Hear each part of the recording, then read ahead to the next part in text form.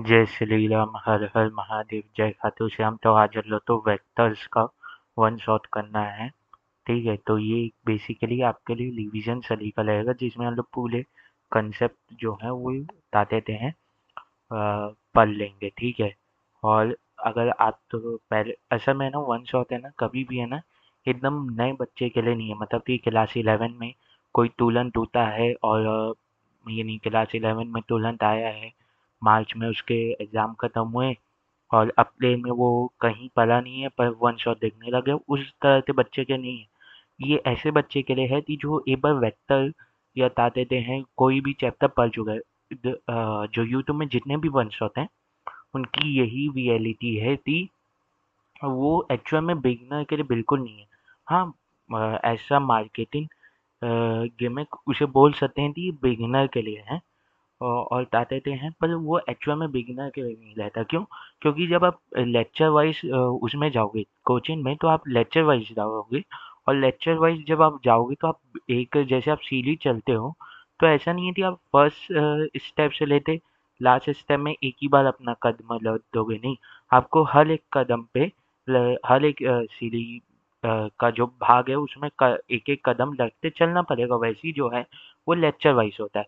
अब जो one shot लेते हैं ना, इसी को मान लो आप, वो कि आपके जो कदम हैं वो बहुत जल्दी जल्दी जल्दी जल्दी चल रहे हैं, या आप दो सीढ़ी छोड़ के चल रहे हो, तो ये एकदम बिगनर के लिए नहीं है। ये थी हाँ, एक बार वेक्टर पढ़ चुका है, अब थोड़ा रिवीजन चाहिए, अब तो बेसिक्स तो वापस से रिवाइज कर लेना है, वैसे के लिए होता है। कोई भी वन शॉट हो, चाहे वो 9 घंटे का हो चाहे वो 12 घंटे का हो, उसमें कभी भी ऐसा नहीं रहेगा कि एकदम बिगनर होता और पढ़ने बैठ गया। वो नहीं, वो बहुत ही गलत हो जाएगा। अगर आप तो किसी चैप्टर की अंडरस्टैंडिंग नहीं है और वो चैप्टर अच्छा खासा इंपॉर्टेंस लगता है, तो उसे लेक्चर वाइज पढ़िए। हाँ, 4-5 लेक्चर में भी चैप्टर अच्छे अच्छे खत्म कर दिए जाते हैं। और अगर आप वन शॉट और उन 4-5 लेक्चर को कंपेयर करेंगे, तो वो 4-5 लेक्चर ज़्यादा फायदेमंद रहेंगी in comparison to one shot. ठीक है।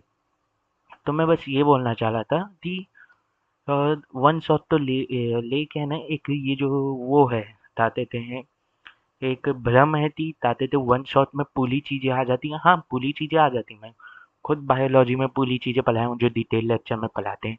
पर क्या उस लेवल का जो डिटेल लेक्चर में आता है? हाँ, बोलने के लिए बोल सकते हो कि उस लेवल का है, पर क्या एग्जैक्ट वही फीलिंग आती है? नहीं, वही फीलिंग आती है नहीं। क्योंकि जब आप डिटेल लेक्चर में जाओगे ना, तब आप खुद से क्वेश्चन कर पाओगे। जब आप वन शॉट में पढ़ते हो ना, तो एक एक एक एक एक एक करते कंसेप्ट आते जाते आपके ऊपर गिरते रहते हैं और आप उन कंसेप्ट से सिर्फ भीगते रहते हो, समझते रहते हो। पर आप जब डिटेल लेक्चर में जाओगे ना, तो आपको क्या होगा कि एक कंसेप्ट आया, फिर उसके ऊपर थोड़ा सा समय मिलता है आपको सोचने का दूसरे कंसेप्ट से पहले। तो जब आप खुद से वो नहीं करोगे ना, उधेड़ बुन अपने दिमाग में, तब तक आप किसी भी चैप्टर को मास्टर नहीं कर पाओगे। ठीक है। ठीक है, तो चालू करते हैं वेक्टर का वन शॉट। ठीक है, तो ये हैंड लेटर नो से मिली दूसरी बात चालू करें। ठीक है। यानी कि वो इसलिए है, 2 पेज के हैं, इसे टेलीग्राम से डाउनलोड कर लेना। ठीक है, ये 2 पेज के हैं ताकि तुम लोगों ना आसानी से कर लो कि पहले से अगर तुम लोग तो वन शॉर्ट नोट सही रिवीजन दे तो टेलीग्राम में ये मिल जाएगा। दूसरी बात, ऐसे लिख के क्यों लाया हूँ, तो फिर मुझे एक एक चीज़ अपने हाथ से लिखने वाली प्रॉब्लम होती। मैं यहाँ पे एक्सप्लेन करते जाऊँगा और फॉर्मूले इसमें पहले से लिखे हुए हैं। ठीक है, तो चालू करते हैं। पहली बात, हम लोग क्या करते हैं, हम लोग इस चैप्टर में पढ़ने वाले फिजिकल क्वांटिटीज के बारे में। फिजिकल क्वांटिटीज क्या होती हैं? फिजिकल क्वांटिटीज वो क्वांटिटीज होती हैं जो हम लोग तो फिजिक्स के नियम या फिजिक्स की बता देते हैं, फिजिक्स में आने वाले टर्म्स को डिफाइन करने में मदद करती है। वो क्या होती है? वो होती है फिजिकल क्वांटिटी। वो क्या कहलाती है? वो कहलाती है फिजिकल क्वांटिटीज। हाँ कि ना? ऐसी क्वांटिटीज क्या कहलाती हैं? ऐसी क्वांटिटीज कहलाती हैं फिजिकल क्वांटिटीज। हाँ कि ना? Yes sir. हाँ कि ना? Yes sir. ठीक है, ऐसी क्वांटिटीज क्या कहलाती हैं? Physical quantities. अब फिजिकल क्वांटिटीज की आप बात करेंगे, तो फिजिकल क्वांटिटीज के पास अनलोनी यूनिट एंड डायमेंशन में क्या बोला है कि उनके पास मैग्नीट्यूड है और उनके पास यूनिट है। पर क्या होता है कि अगर मैं देखूं तो कुछ फिजिकल क्वांटिटीज को डिफाइन करने के लिए या उनका जो एक्शन है उनसे क्या इफेक्ट आ रहा है उसे समझने के लिए उनमें डायरेक्शन एसोसिएट करना पड़ता है। और जब आप उनमें डायरेक्शन एसोसिएट करते हो, तो क्या होता है कि जब आप उनमें डायरेक्शन एसोसिएट करते हो, तो जो उनकी कैलकुलेशंस हैं वो उस डायरेक्शन पे बेसिस पे होती है, उस डायरेक्शन के बेसिस पे होती है, ठीक है? और कुछ क्वांटिटीज़ ऐसी रहती है जिन्हें आप बिना डायरेक्शन के भी समझ सकते हो। दूसरी कुछ और क्वांटिटीज़ ऐसी रहती हैं जिनमें आप डायरेक्शन तो डालते हो उन्हें समझने के लिए, पर उनकी जो कैलकुलेशन है वो डायरेक्शन से फ्री रहती है, वो डायरेक्शन के ऊपर डिपेंड नहीं करती। इसीलिए इसीलिए on the basis of direction के आधार पे जो फिजिकल क्वांटिटीज़ हैं वो 2 प्रकार की हो जाती हैं। पहली होती है स्केलर, दूसरी होती है वेक्टर। दूसरी कौन होती है? दूसरी होती है वेक्टर। अब स्केलर क्या होती है? स्केलर ऐसी फिजिकल क्वांटिटीज़ हैं जिन्हें डिटरमाइन करने के लिए या उनका इफ़ेक्ट जानने के लिए आपको बस उनका मैग्नीट्यूड की ज़रूरत है। बस उनके मैग्नीट्यूड की ज़रूरत है, हाँ कि ना? ये सर जैसे डिस्टेंस हो गया, जैसे स्पीड हो गया, हाँ कि ना? मैं पूछ रहा हूँ कि आप किस गति से चल रहे हो, तो आप बता दोगे कि मैं सर 20 मीटर पर सेकंड, 10 मीटर पर सेकंड से जा रहा हूँ, मेरी जो गाड़ी है वो 30 किलोमीटर पर आवर से चल रही है। पर यहाँ पे आपको डायरेक्शन नहीं डिटरमाइन करना पड़ा, या डायरेक्शन तो वो समझाना नहीं पड़ा कि किस डायरेक्शन में आप चल रहे हो, किस दिशा में चल रहे हो, ताकि मैं समझ पाऊँ कि आपकी स्पीड कितनी है। बस आपने मुझे मैग्नीट्यूड दिया और उससे मैं समझ गया कि आपकी स्पीड कितनी है, ठीक है? और ये जो क्वांटिटीज़ हैं ये अलजेब्रिक सम के द्वारा, ये अलजेब्रिक लॉ के द्वारा इनका कैलकुलेशन किया जा सकता है। मतलब जैसे आप किसी मैथ्स में किसी इक्वेशन या किसी मैथमेटिकल वैल्यू की कैलकुलेशन करते हैं, वैसे इनकी कैलकुलेशन कर सकते हैं। पर वहीं पे कुछ ऐसी फिजिकल क्वांटिटीज़ आती हैं जिनके बाद मैग्नीट्यूड भी रहता है और जिनके बाद डायरेक्शन भी रहता है, हाँ कि ना? जैसे अगर मैं बोलूँ कि बता देते हैं, जैसे मैं बोलूँ कि वेलोसिटी जाननी है, तो वेलोसिटी क्या होती है? वेलोसिटी एक ऐसी स्पीड का फॉर्म है जिसमें आपको डायरेक्शन डिटरमाइन करना पड़ता है। जिसमें आपको क्या डिटरमाइन करना पड़ता है? डायरेक्शन डिटरमाइन करना पड़ता है, हाँ कि ना? तो ऐसी जो क्वांटिटीज़ हैं वो क्या कहलाती हैं? वो कहलाती हैं वेक्टर क्वांटिटीज़। अब आप बोलोगे कि सर करंट में भी तो डायरेक्शन है, तो आंसर है यस, करंट में भी डायरेक्शन है। पर वो क्या फिर वेक्टर क्वांटिटी हो जाएगी? आंसर है नहीं। क्यों नहीं होगी? क्योंकि मैंने बोला कि वेक्टर क्वांटिटी होने के लिए उसके पास 3 चीज़ें होनी चाहिए। एक उसके पास डायरेक्शन होना चाहिए। दूसरी बात उसका जो कैलकुलेशन है वो उस डायरेक्शन पे बेस्ड होना चाहिए, या उसकी कैलकुलेशन में उसकी डायरेक्शन का भी इफ़ेक्ट आना चाहिए। और करंट में वो इफ़ेक्ट नहीं आता। करंट की जो कैलकुलेशन है वो सिंपल अलजेब्रिक लॉ के फॉर्म में हो जाती है। वो सिंपल अलजेब्रिक फॉर्म में हो जाती है, हाँ कि ना? वो सिंपल अलजेब्रिक फॉर्म में हो जाती है, तो अन लो तो उतना फ़र्क नहीं इसीलिए करंट जो है, करंट में या करंट को वेक्टर क्वांटिटी नहीं माना जाता। जबकि अगर मैं डिस्टेंस या डिस्प्लेसमेंट या इलेक्ट्रिक फील्ड की बात करूँ या एरिया की बात करूँ, तो एरिया भी जो है उसे एरिया वेक्टर बोला जाता है फॉर कैलकुलेशन। क्यों? क्योंकि जब भी आप उसमें डायरेक्शन डिटरमाइन कर दोगे और उसकी जो कैलकुलेशंस हैं वो इस डायरेक्शन पे बेस्ड होंगी, मतलब इसकी जो कैलकुलेशन है वो स्पेशल लॉज के द्वारा की जाएंगी।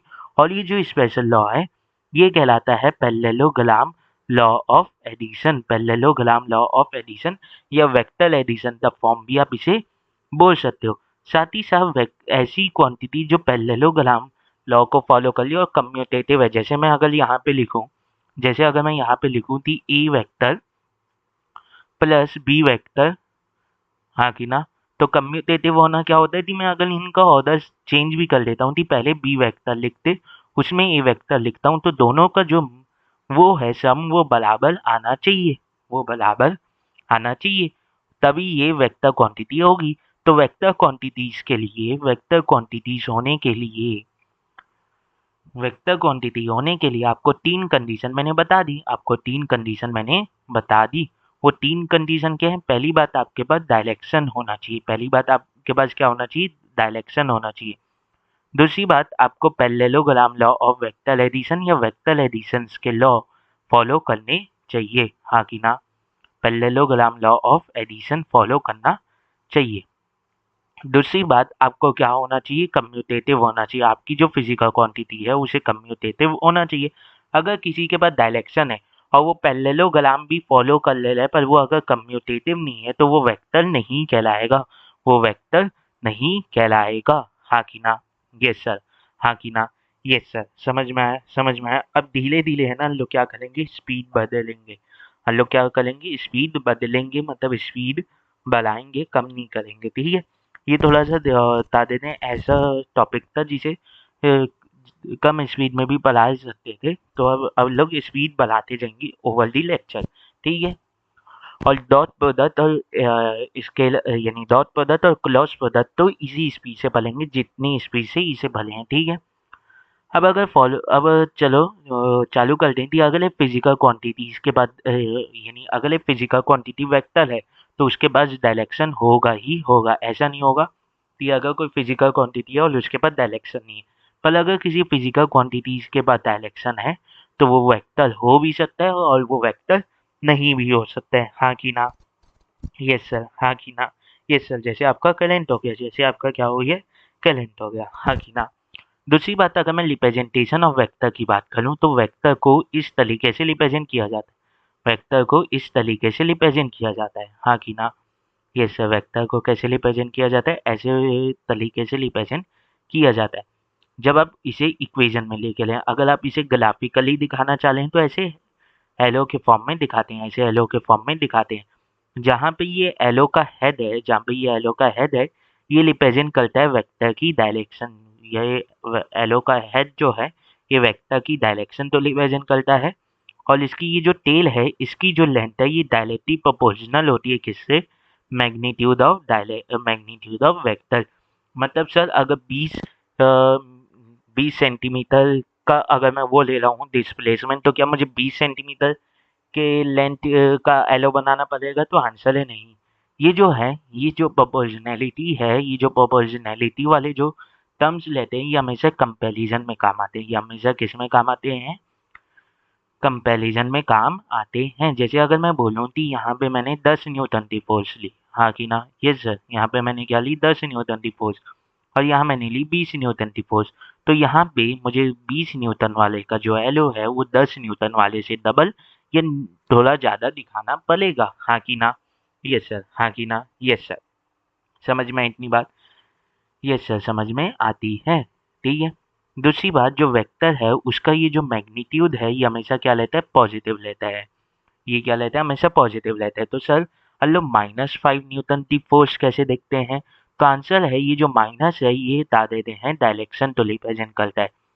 ये किसे रिप्रेजेंट करता है? ये डायरेक्शन तो रिप्रेजेंट करता है। ये किसे रिप्रेजेंट करता है? ये डायरेक्शन तो रिप्रेजेंट करता है, हाँ कि ना? हाँ कि ना? यस सर, हाँ कि ना? यस सर, समझ में आई इतनी बात?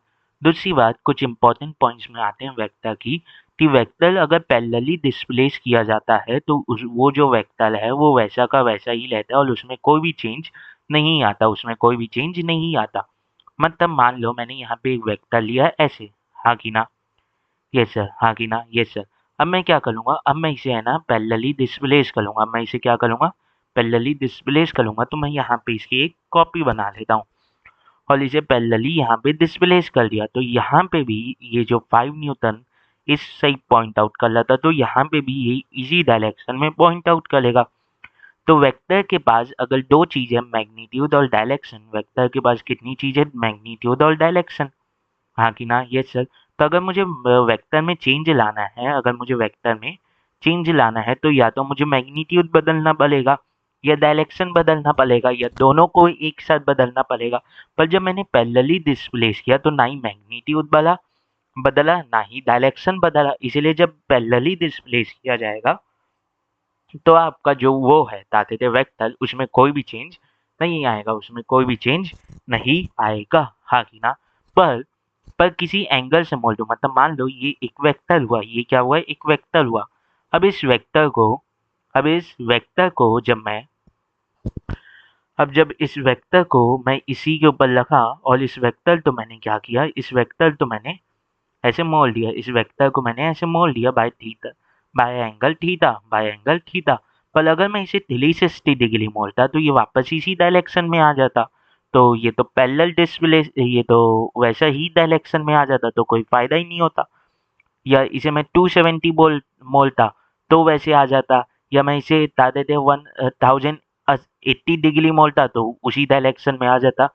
मतलब इसे मुझे ऐसे एंगल पे मोड़ना पड़ेगा जो 360 का मल्टीपल ना हो, जो 360 का मल्टीपल ना हो। तो अगर मैं इसे एक ऐसे एंगल पे मोड़ता हूँ जो 360 डिग्री का मल्टीपल नहीं है, जो 360 डिग्री का मल्टीपल नहीं है, ये जो थीटा है ये 360 डिग्री का मल्टीपल नहीं है, तो यहाँ पे इसका क्या चेंज हुआ, डायरेक्शन चेंज हुआ, तो वेक्टर भी चेंज हो जाएगा। यहाँ पे वेक्टर भी जो है वो चेंज हो जाएगा, हाँ कि ना।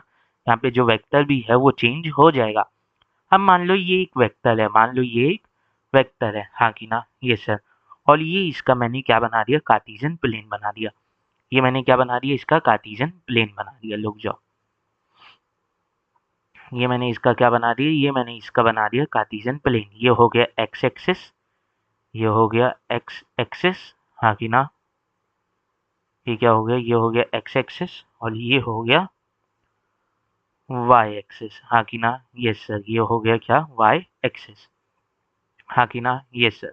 अब अचानक से क्या करूँगा, अब अचानक से मैं इसका वो बदल देता हूँ, कार्टेशियन प्लेन ऐसे कर देता हूँ। रुक जाओ, ऐसे बदल आएगा ना, हाँ। इसी पॉइंट से मैं ऐसे बदल देता हूँ। अब ये वाला एक्स एक्सिस और ये वाई एक्सिस है, तो क्या मैंने जब कार्टेशियन प्लेन बदला या फ्रेम ऑफ रेफरेंस बदला, तो क्या वेक्टर भी बदल गया? आंसर है नहीं। ये 5 न्यूटन का वेक्टर था, तो ये 5 न्यूटन का ही वेक्टर था। सिर्फ इसके कंपोनेंट जो एक्स के अलोंग थे और जो वाई के अलोंग थे वो बदल गए। पहले जो एक्स के अलोंग कंपोनेंट था वो ये था, और वाई के अलोंग क्या था, वाई के अलोंग जो कंपोनेंट था वो ये था। पर अब जो है एक्स के अलोंग कौन कौन सा कंपोनेंट है, ये कंपोनेंट है, हाँ कि ना। अब एक्स के अलोंग ये कंपोनेंट है, वाई के अलोंग ये कंपोनेंट, तो इसके कंपोनेंट चेंज हो गए पर वो वेक्टर वही का वही रहा। ये वेक्टर वही का वही रहा, हाँ कि ना। यस सर, हाँ कि ना। Yes sir. तो अगर किसी वेक्टर को रोटेट किया जाता है by an angle other than 2 by multiple मतलब 360 के मल्टीपल के अलावा किसी और एंगल से मोड़ा जाता है या रोटेट किया जाता है, तो वेक्टर चेंज हो जाता है। तीसरा पॉइंट जो मैंने लिखा है वो कि अगर फ्रेम ऑफ रेफरेंस को ही अगर मैं ट्रांसलेट कर दूं या रोटेट कर दूं, तो वेक्टर जो है वो चेंज नहीं होगा, इवन दो उसके जो कंपोनेंट्स हैं वो चेंज हो सकते हैं, इवन दो उसके जो कंपोनेंट्स हैं वो चेंज हो सकते हैं, हाँ कि ना। यस सर, हाँ कि ना। यस सर, हाँ कि ना। यस। दूसरी बात, अगर मैं बोल रहा हूँ कि दो वेक्टर इक्वल हैं, ये दो वेक्टर इक्वल हैं, जैसे मैं बोल रहा हूँ कि मेरे पास दो वेक्टर हैं जो एक बॉडी के ऊपर काम कर लें। मतलब मान लो मैंने क्या किया, मैंने यहाँ पे एक बॉक्स लिया और इस बॉक्स के ऊपर मैंने क्या लगा दिया, F1 लगा दिया और F2 लगा दिया। तो मैं क्या बोलूँगा, ये दोनों वेक्टर इक्वल है। क्यों? क्योंकि इनके मैग्नीट्यूड भी सेम होंगे, 5 न्यूटन, और इनकी डायरेक्शन भी सेम होगी। पर वहीं मैंने यहाँ पे क्या कहते हैं, अगर मैंने इसकी मोमेंटम देखी तो इसकी मोमेंटम का वेक्टर भी इसी डायरेक्शन में आया, और किसी कैलकुलेशन के कारण इसका जो मोमेंटम है वो भी 5 न्यूटन सेकेंड का आ गया, तो मैग्नीट्यूड को सेम है। पर क्या दादे दे हैं फिजिकल क्वांटिटी सेम है, तो आंसर है नहीं। फिजिकल क्वांटिटी सेम नहीं है, फिजिकल क्वांटिटी सेम नहीं है, इसीलिए ये इक्वल वेक्टर नहीं होंगे। इक्वल वेक्टर होने के लिए आपके पास 3 कंडीशन होती है कि आपका मैग्नीट्यूड भी सेम होना चाहिए, आपकी डायरेक्शन भी सेम होनी चाहिए, और आपका जो फिजिकल क्वांटिटी है वो भी सेम होना चाहिए। अब आते हैं टाइप्स ऑफ वेक्टर के ऊपर। तो पैरेलल वेक्टर क्या होते हैं, ऐसे वेक्टर जो सेम डायरेक्शन में पॉइंट आउट कर ले ये लेते हैं, तो ये पैरेलल वेक्टर है, ये पैरेलल वेक्टर है। अब पैरेलल वेक्टर जो हैं इनका मैग्नीट्यूड सेम हो भी सकता है, नहीं भी हो सकता।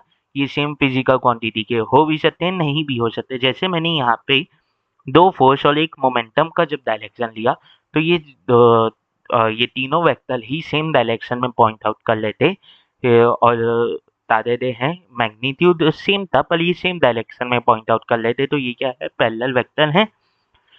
वहीं अगर मैं इक्वल वेक्टर की बात करूँ तो यहाँ पे मैग्नीट्यूड और डायरेक्शन सेम होगा, साथ ही साथ में जिस फिजिकल क्वांटिटी को वो रिप्रेजेंट कर लें वो भी सेम होना चाहिए, वो भी सेम होना चाहिए, हाँ कि ना। अब आते हैं एंटी पैरेलल वेक्टर के ऊपर। एंटी पैरेलल वेक्टर क्या होते हैं, पैरेलल वेक्टर के अपोजिट, मतलब इनमें जो वेक्टर लेते हैं वो अपोजिट डायरेक्शन में लेते हैं। जैसे मान लो ये एक वेक्टर है, तो ये जो है ये इसका अपोजिट वेक्टर हो गया।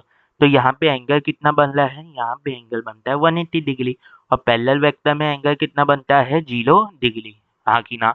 Angle between the vector parallel vector में कितना बनता है 0 डिग्री, और यहाँ पे कितना बन रहा है 180 डिग्री।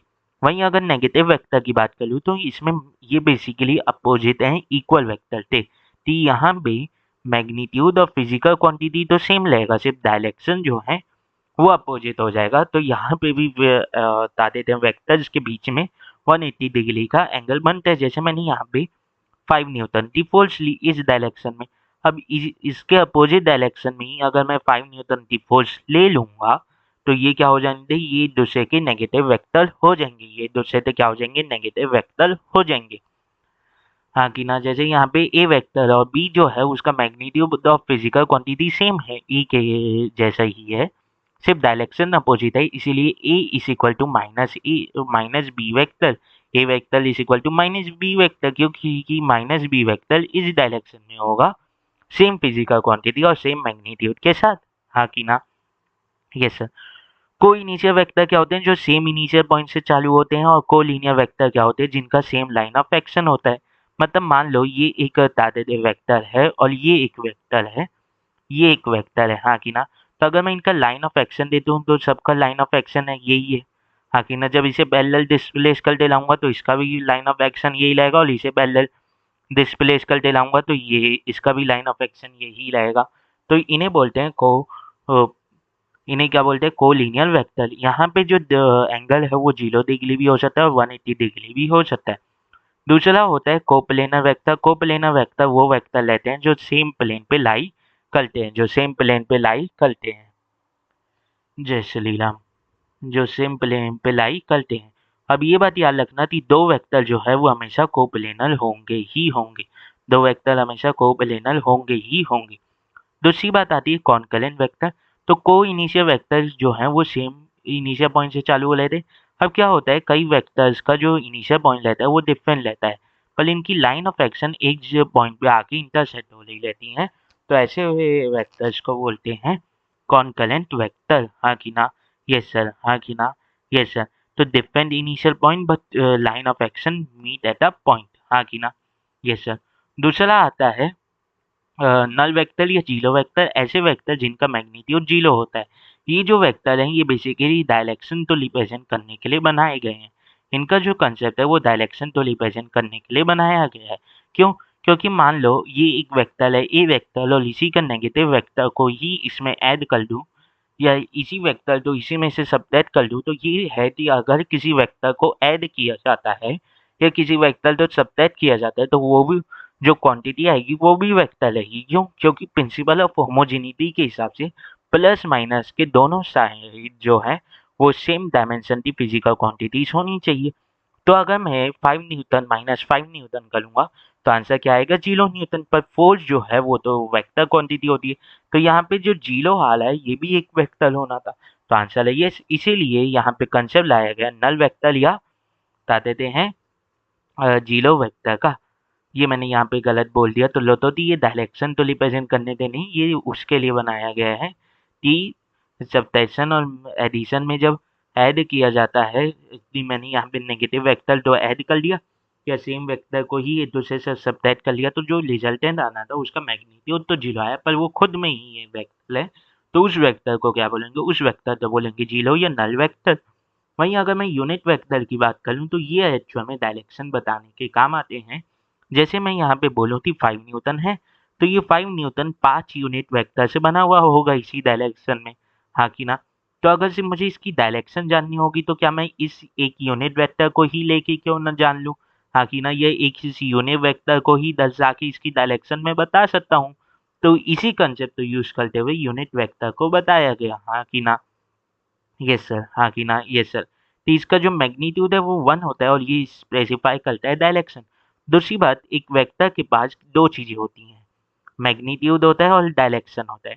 डायरेक्शन तो यूनिट वेक्टर से रिप्रेजेंट होगा, तो यहाँ पे ए वेक्टर में ए कैप करते एक वो हो जाता है कंपोनेंट जो डायरेक्शन रिप्रेजेंट करता है, और इसी को यूनिट वेक्टर बोलते हैं।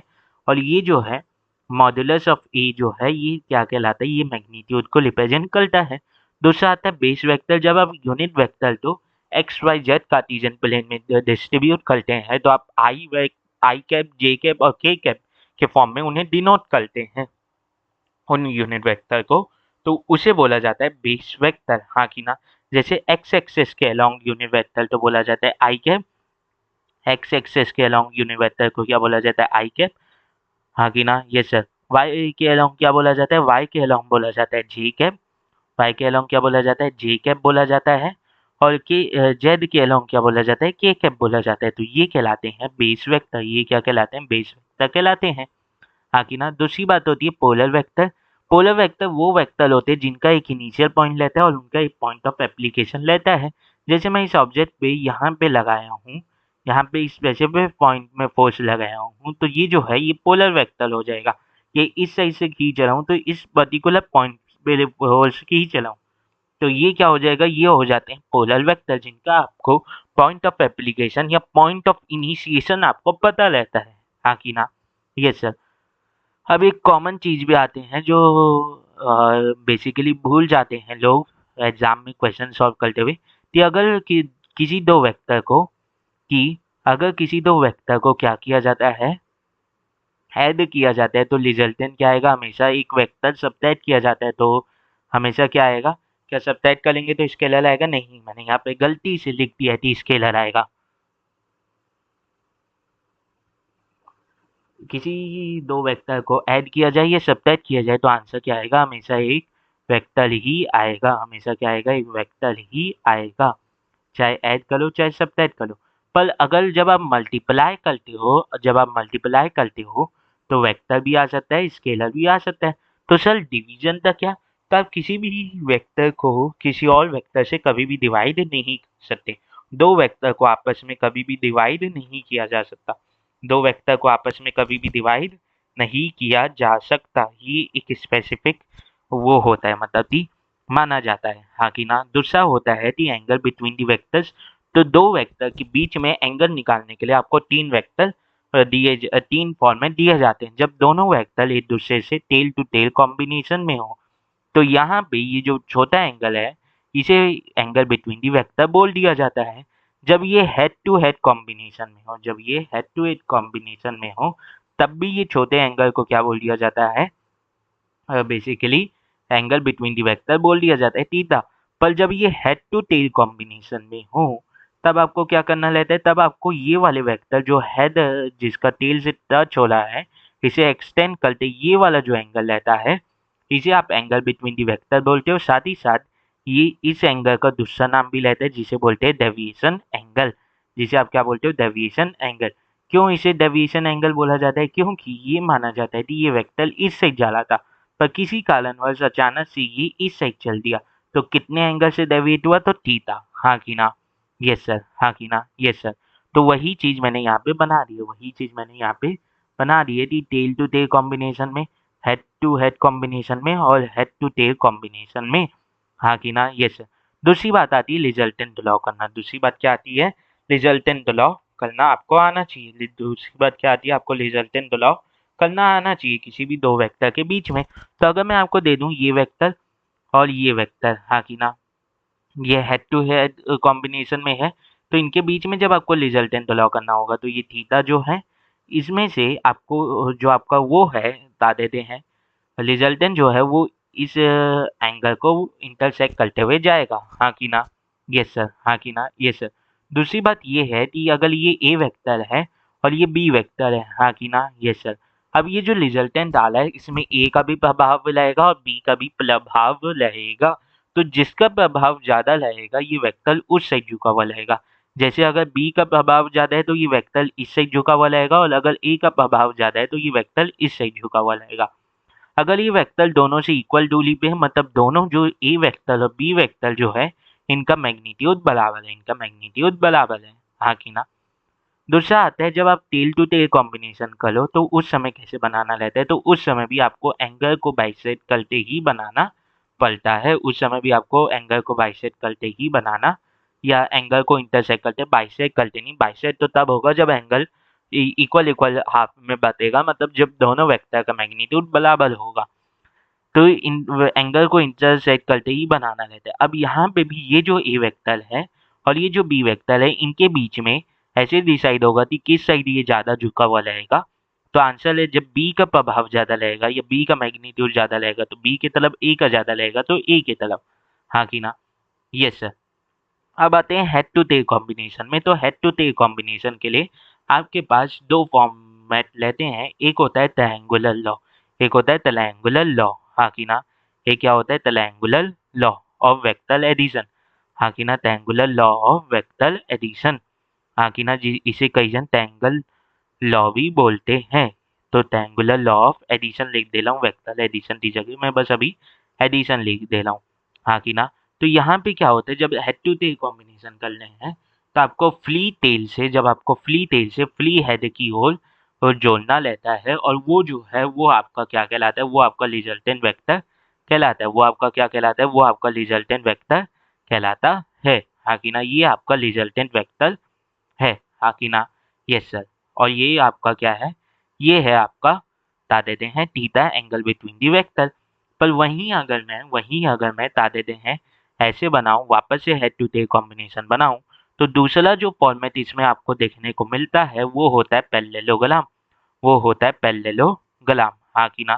पैरेललोग्राम। हाँ कि ना? ये sir, parallelogram law of addition. अब असल में ये जो पैरेललोग्राम लॉ ऑफ एडिशन जो है ये आप हेड टू हेड और टेल टू टेल कॉम्बिनेशन में भी लगा सकते हो, पर मैं यहीं पे बता दे रहा हूँ। अगर मैं इस ए वेक्टर को यहाँ पे पैरेलली शिफ्ट करता हूँ, अगर मैं इस ए वेक्टर को यहाँ पे पैरेलली शिफ्ट करता हूँ तो कोई फर्क नहीं पड़ेगा। हाँ कि ना? यस सर, ऐसे पैरेलली शिफ्ट कर दिया, और इस बी वेक्टर को भी मैं यहाँ पे पैरेलली शिफ्ट करता हूँ। हाँ कि ना? तो क्या ये पैरेललोग्राम बन गया? आंसर है यस। पैरेललोग्राम कैसा शेप होता है? जिसके अपोजिट साइड क्या लेते हैं? आपस में पैरेलल लेते हैं और इक्वल लेते हैं। ये दो साइड आपस में क्या है? पैरेलल है और इक्वल है। हाँ कि ना? और ये दो साइड आपस में क्या है? ये दो साइड आपस में क्या है? इक्वल है और पैरेलल है। हाँ कि ना? Yes sir. हाँ कि ना? तो ये ए वेक्टर है, तो नीचे वाला भी क्या होगा? ए वेक्टर है होगा। हाँ कि ना? Yes sir. ये क्या होगा? बी वेक्टर है, तो ये भी क्या होगा? बी वेक्टर होगा। हाँ कि ना? Yes sir. तो जब आप ऐसे पैरेललोग्राम बनाओ तो यहाँ पे आपको देखने को मिलता है ये। हाँ कि ना? ये जो सबसे बड़ा वाला डायगोनल रहता है ये आपका होता है रिजल्टेंट वेक्टर। ये आपका क्या होता है? ये होता है आपका रिजल्टेंट वेक्टर। हाँ कि ना? Yes sir.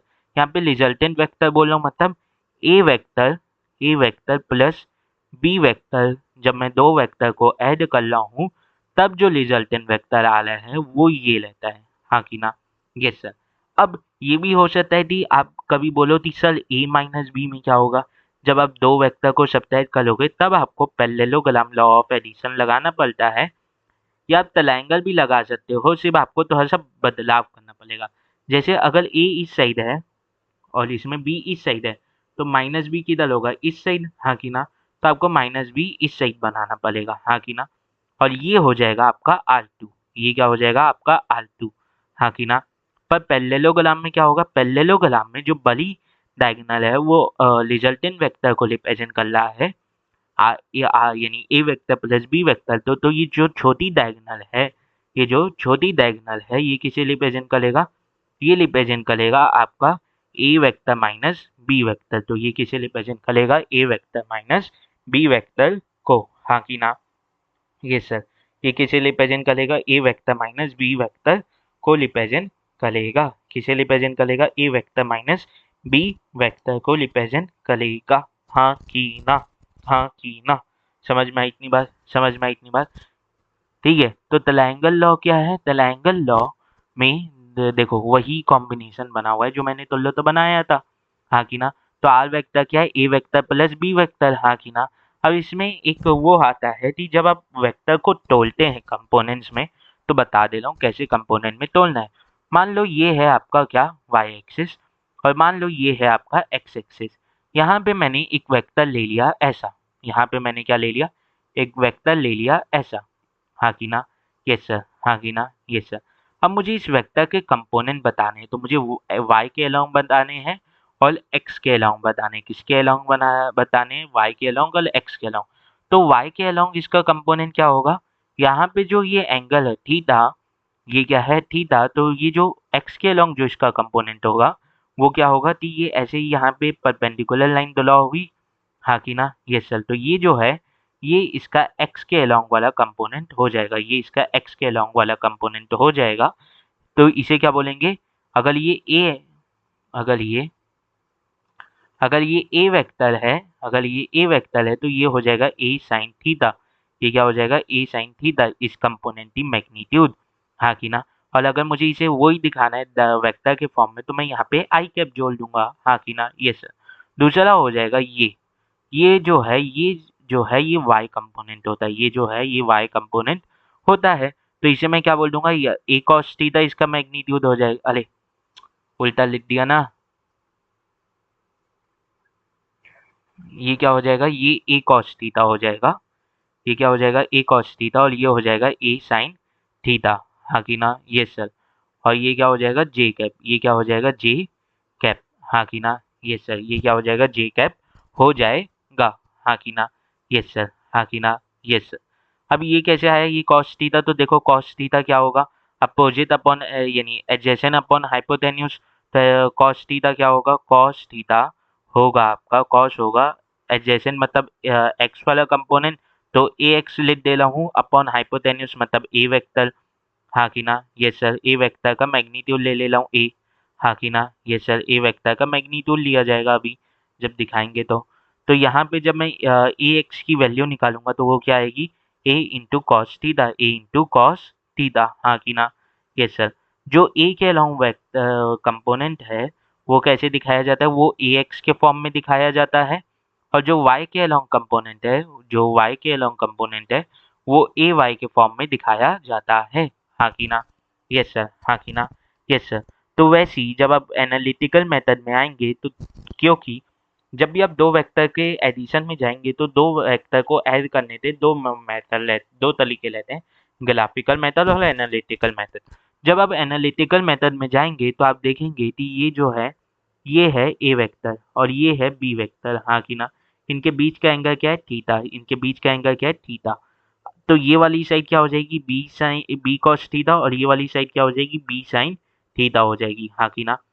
तो अगर मैं यहाँ पे आर वेक्टर बोलूँ तो आर वेक्टर क्या है? ए वेक्टर प्लस बी वेक्टर। पर जब मैं आर वेक्टर का वो निकालने जाऊंगा मैग्नीट्यूड, तो वो क्या हो जाएगा? वो हो जाएगा आर वेक्टर का magnitude is equal to square root of A square plus B square plus 2ab cos theta. Cos theta में थीटा क्या है? Angle between the vector a and vector b. पर जब मैं इसकी डायरेक्शन निकालने जाऊंगा तो जैसे मैंने यहाँ पे ये डायग्राम बनाया था, तो यहाँ पे इसकी डायरेक्शन इस एंगल अल्फा से निकाली जाएगी, और यहाँ पे एंगल अल्फा जो है यहाँ पे एंगल जो अल्फा जो है यहाँ पे एंगल जो अल्फा है वो देखना बेसिकली करेगा क्या? ये क्या है? ये है बी साइन थीटा, हाँ कि ना? ये सर। ये क्या है? बी साइन थीटा, हाँ कि ना? और ये क्या है? B cos theta. ये क्या है? बी कॉस थीटा यानी थीटा, हाँ कि ना? ये सर। ये क्या है? ये है बी कॉस थीटा। ये है ए वेक्टर, ये है बी वेक्टर। तो टेन क्या होता है? Opposite upon adjacent. Opposite upon adjacent, यहाँ पे अपोजिट क्या है? ए साइन थीटा, और एडजेसेंट क्या है? A plus B cos theta. तो यहाँ पे क्या हो जाएगा? अपोजिट मतलब B sine theta upon upon A plus cos theta, A plus cos theta, हाँ कि ना? ये सर। ये हो जाएगा आपका टेन अल्फा की वैल्यू, ये हो जाएगा आपका टेन अल्फा की वैल्यू, और ये जो है ये आपको डायरेक्शन ऑफ रिजल्टेंट वेक्टर दे देगा, हाँ कि ना? यस सर, हाँ कि ना? Yes sir. अब यहाँ पे एक स्पेशल केसेस आते हैं कि जब आपके जो थीटा है एंगल बिटवीन दी वेक्टर अगर वो 0 डिग्री होता है, तो आपका जो आर वेक्टर का मैग्नीट्यूड है वो सीधा का सीधा ए प्लस बी हो जाता है, ए वेक्टर का मैग्नीट्यूड प्लस बी वेक्टर का मैग्नीट्यूड। साथ ही साथ ये मैक्सिमम वैल्यू होती है आर की। अगर थीटा का जो है वैल्यू वो 180 डिग्री है, तो आपका जो आर वेक्टर है उसका मैग्नीट्यूड हो जाता है ए वेक्टर का मैग्नीट्यूड माइनस बी वेक्टर का मैग्नीट्यूड। मतलब ये जो है ये आर वेक्टर की मिनिमम वैल्यू होती है। दूसरी बात, अगर 120 डिग्री है तो आपके रिजल्टेंट का मैग्नीट्यूड आपके बाकी दोनों वेक्टर के मैग्नीट्यूड के बराबर हो जाता है, हाँ कि ना? Yes sir. अगर 120 डिग्री है और आपका जो ए वेक्टर है उसका मैग्नीट्यूड बी वेक्टर के बराबर है, तो आपका जो आर रहेगा उसका भी मैग्नीट्यूड बराबर ही रहेगा, हाँ कि ना? यस सर, हाँ कि ना? Yes sir. दूसरी बात आती है कि अगर ए वेक्टर और बी वेक्टर का मैग्नीट्यूड बराबर है, मान लो ए, तो आर वेक्टर का मैग्नीट्यूड क्या हो जाएगा? 2a cos theta by 2 cos theta by 2, हाँ कि ना? यहाँ पे मैंने डेरिवेशन लिख दिया है, डेरिवेशन अभी करने की जरूरत नहीं, ठीक है, हाँ कि ना? करके देख सकते हो, ये है डेरिवेशन। तो यहाँ पे जो ये वाली वैल्यू है ना, ये जो है, यहाँ पे बी की वैल्यू में भी ए लग दो, हाँ कि ना? ये तो रखोगे तो क्या होगा? स्क्वायर लो तब 2a स्क्वायर ब्रैकेट में हो जाएगा 1 plus cos theta. 1 plus cos theta क्या होता है? 2 कॉस स्क्वायर थीटा बाय 2, तो 2a square into 2 cos theta by यानी 2 कॉस स्क्वायर थीटा बाय 2 का स्क्वायर लो, तो टोटल में क्या आ जाएगा? 2a cos थीटा बाय 2, हाँ कि ना? यस सर, हाँ कि ना? Yes sir. तो ठीक है, ये 2 को कवर कर रहा है, इसलिए मैं इसे डिलीट कर लिया हूँ, ठीक है, देख लो, हाँ कि ना? Yes sir. अब क्या होगा? अब जब मैं यहाँ पे देखूँ, तो यहाँ पे ये जो एंगल अल्फा है, अगर ये थीटा बाय 2 से यानी थीटा बाय 2 से वो है, बराबर है, इसका मतलब ये है कि ये जो रिजल्टेंट है, ये ए वेक्टर और बी वेक्टर के बीच में लाई कर रहा है। मतलब यहाँ पे ए वेक्टर और बी वेक्टर क्या है? बराबर है। अगर ये थीटा बाय 2 से, अगर ये थीटा बाय 2 से बड़ा है, मतलब ये ऊपर वाले वर्टिकल के तरफ झुके हुए एंगल की तरफ ज्यादा झुका हुआ है, मतलब यहाँ पे ये बी वेक्टर जो है वो बड़ा है ए वेक्टर से। और अगर ये अल्फा जो है ये थीटा बाय 2 से छोटा है, मतलब ये नीचे वाले वेक्टर के ज्यादा पास है, ये नीचे वाले वेक्टर के ज्यादा पास है, हाँ कि ना? यस सर, ये नीचे वाले वेक्टर के ज्यादा पास है, हाँ कि ना? यस सर, हाँ कि ना? यस सर, समझ में आई? तो यहाँ पे बी वेक्टर जो है वो छोटा है ए वेक्टर से, यहाँ पे बी वेक्टर छोटा है ए वेक्टर से, हाँ कि ना? Yes sir. अब इसी में मैं अभी तो आपको अल्फा से बताया, अब अगर मैं रिजल्टेंट का एंगल पूछ लूँ बी से, तो ये क्या हो जाएगा? बीटा हो जाएगा। अगर बीटा को लूंगा, तो बीटा को जब मैं लूंगा तो देखो बेसिकली होगा क्या? ये बी है, ये ए है, हाँ कि ना? और ये जो है ये आपका रिजल्टेंट है, अभी के मान लो सभी के सभी स्ट्रेट लाइन है, हाँ कि ना? ये सर, ये है ए है और ये बी है। अब क्या होगा कि ये जो थीटा है, थीटा चाहे इस साइड लो या इस साइड लो, सेम ही रहेगा, हाँ कि ना? ये सर, ठीक है, वर्टिकली अपोजिट एंगल के हिसाब से। तो ये क्या हो जाएगा? ये हो जाएगा ए, यानी ये हो जाएगा ए साइन थीटा, हाँ कि ना? और ये क्या हो जाएगा? ए कॉस थीटा, हाँ कि ना? Yes sir. तो जब मैं यहाँ पे बीटा की वैल्यू निकालूंगा, टेन बीटा की वैल्यू, तो यहाँ पे मुझे जो टेन बीटा, ये बीटा है ना, तो जब मैं यहाँ पे टेन बीटा की वैल्यू निकालूंगा, जब मैं यहाँ पे टेन बीटा की वैल्यू निकालूंगा, तो वो क्या है जी? अपोजिट क्या है? अपोजिट है A sine theta upon adjacent क्या है? A cos theta plus B, हाँ कि ना? तो ये क्या आ जाएगा? A sine theta upon upon B plus A cos theta, B plus A cos theta, हाँ कि ना? Yes sir. तो अगर बीटा है तो क्या आ रहा है? बी आ रहा है, और अगर अल्फा है तो नीचे क्या आ रहा है? ए आ रहा है, हाँ कि ना? ये सर, इस तरीके से याद रखना, मतलब जिस वेक्टर से वो लोगे ताते थे एंगल लोगे, उसके नीचे लिखना है वैसे, हाँ कि ना? ये सर, उसे वैसे नीचे लिखना पड़ेगा आपको, ठीक है? इतनी बात समझ में आई? ये सर, इतनी बात हमें समझ में आती है, इतना दिमाग तो अंदर के अंदर है। आपको लगता होगा नहीं है, पर हमारे पास है दिमाग, और उस दिमाग का हम यूज नहीं करते। मेन प्रॉब्लम तो यही है कि भेजे का यूज नहीं करना है, भेजा है तो पर यूज नहीं है, यूज नहीं करना आता सर, यूज नहीं करने आता। मेन प्रॉब्लम वही आ जाती है जिंदगी में कि भेजा होने से क्या होता है, यूज जब तक नहीं होगा ना, तब तक मेन प्रॉब्लम आते ही रहेगी, तब तक मेन प्रॉब्लम आते ही रहेगी, हाँ कि ना? Yes sir. अब पैरेललोग्राम ऑफ वेक्टर एडिशन में आ जाते हैं, तो पैरेललोग्राम ऑफ वेक्टर एडिशन में भी वही खेल चलेगा। तो यहाँ पे जो थीटा है वो एंगल है between a vector and b vector, हाँ कि ना? देखो ये ए वेक्टर है और ये बी वेक्टर है, हाँ कि ना? और यानी ये जो फाई है, फाई क्या है? Angle between a vector and minus B vector. यहाँ पे ये जो माइनस बी वेक्टर इतना बड़ा बनेगा, यहाँ पे तो छोटा बना दिया हूँ, तो इनके बीच का ये जो एंगल है फाई, ये क्या होगा? ये होगा ए वेक्टर और माइनस बी वेक्टर के बीच का। तो यहाँ पे ये जो बड़ा वाला रिजल्टेंट है या डायगोनल है, ये R1 रिजल्टेंट कहलाएगा। ये basically addition of two vector होगा। और ये जो छोटा वाला रिजल्टेंट है, ये भी ताते ने आप बोल सकते हो एडिशन होगा, पर एक नेगेटिव वेक्टर और एक पॉजिटिव वेक्टर था, जैसे कि या आप ये बोल सकते हो कि ये subtraction between the two vectors है कि A vector minus B vector, R2 vector is equal to A vector minus B vector. अब यहाँ पे भी जो अल्फा है, यहाँ पे भी जो अल्फा है वो ए से एंगल है। वो क्या है? ए से एंगल है, हाँ कि ना। तो यहाँ पे नीचे क्या आया? ए आया, B sine theta upon A plus B cos theta. अब यहाँ पे बीटा वही है, बी से एंगल, तो यहाँ पे नीचे क्या आया? बी। ठीक है, तो A sine theta upon B plus A cos theta. पर यहाँ पे बी, यहाँ पे एक और आ जाता है अल्फा डैश। अल्फा डैश क्या है?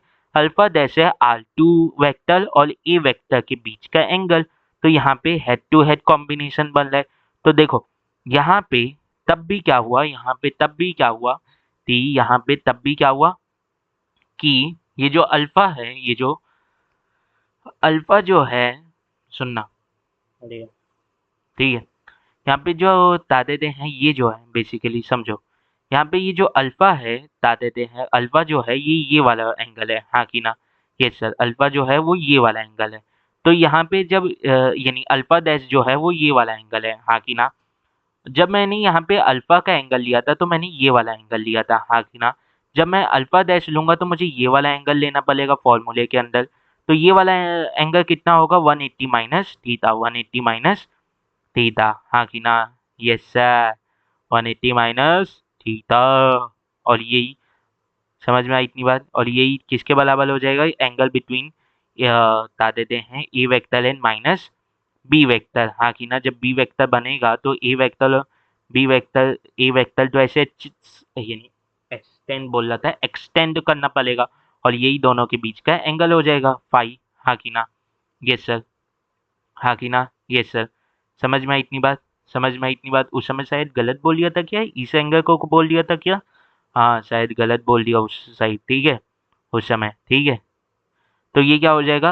अल्फा डैश क्या हो जाएगा? अल्फा डैश देखो, तो ये भी किसके अलोंग है? तो ए के अलोंग है, ए वेक्टर के अलोंग है, तो नीचे ए आया।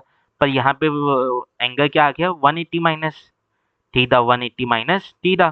तो B sine 180 minus theta upon A plus B theta, 180 minus theta, A plus B cos 180 minus theta.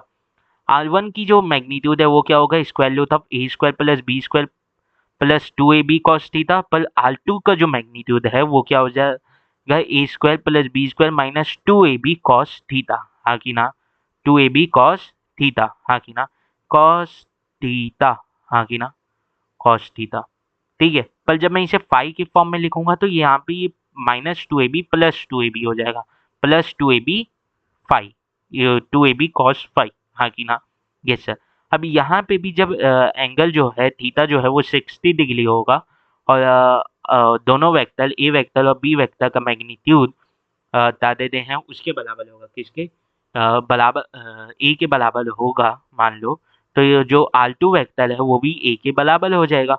और अगर बता देते हैं सिर्फ एंगल 60 डिग्री ना होते, सिर्फ आपका जो दोनों वेक्टर है वो दोनों का मैग्नीट्यूड अगर बराबर हो जाता है तो आपका जो R2 वेक्टर है वो क्या हो जाएगा? 2a sine theta by 2, 2a sine theta by 2, हाँ कि ना। यस सर, हाँ कि ना। Yes sir. अब यहाँ पे देखना कि पैरेललोग्राम में या किसी भी चीज में कि अगर कि अगर आपका जो वो है कि अगर आपका जो थीटा जो है अगर वो एक्यूट एंगल है तो जो आपका मेजर डायगोनल है, जैसे यहाँ पे थीटा क्या है? एक एक्यूट एंगल 90 डिग्री से छोटा। तो ये जो आपका मेजर डायगोनल है ये क्या हो जाता है? ये हो जाता है वेक्टर सम, मतलब A vector plus B vector, और माइनर क्या हो जाता है? वेक्टर सबट्रैक्शन, मतलब A vector minus B vector, हाँ कि ना। Yes sir. तो यहाँ पे मैंने दो टॉपिक कवर कर लिए, सबट्रैक्शन ऑफ टू वेक्टर और बता देते हैं बेसिकली वेक्टर एडिशन का पैरेललोग्राम का लॉ, हाँ कि ना। Yes sir. अब सुनते जाना, अब मैं कुछ चीजें बोलूंगा। यहाँ पे मैंने बीच में भी बहुत सी चीजें बोली हैं जो असर्शन रीजन जो क्वेश्चन आते हैं उन्हें बनाने में मदद करती हैं।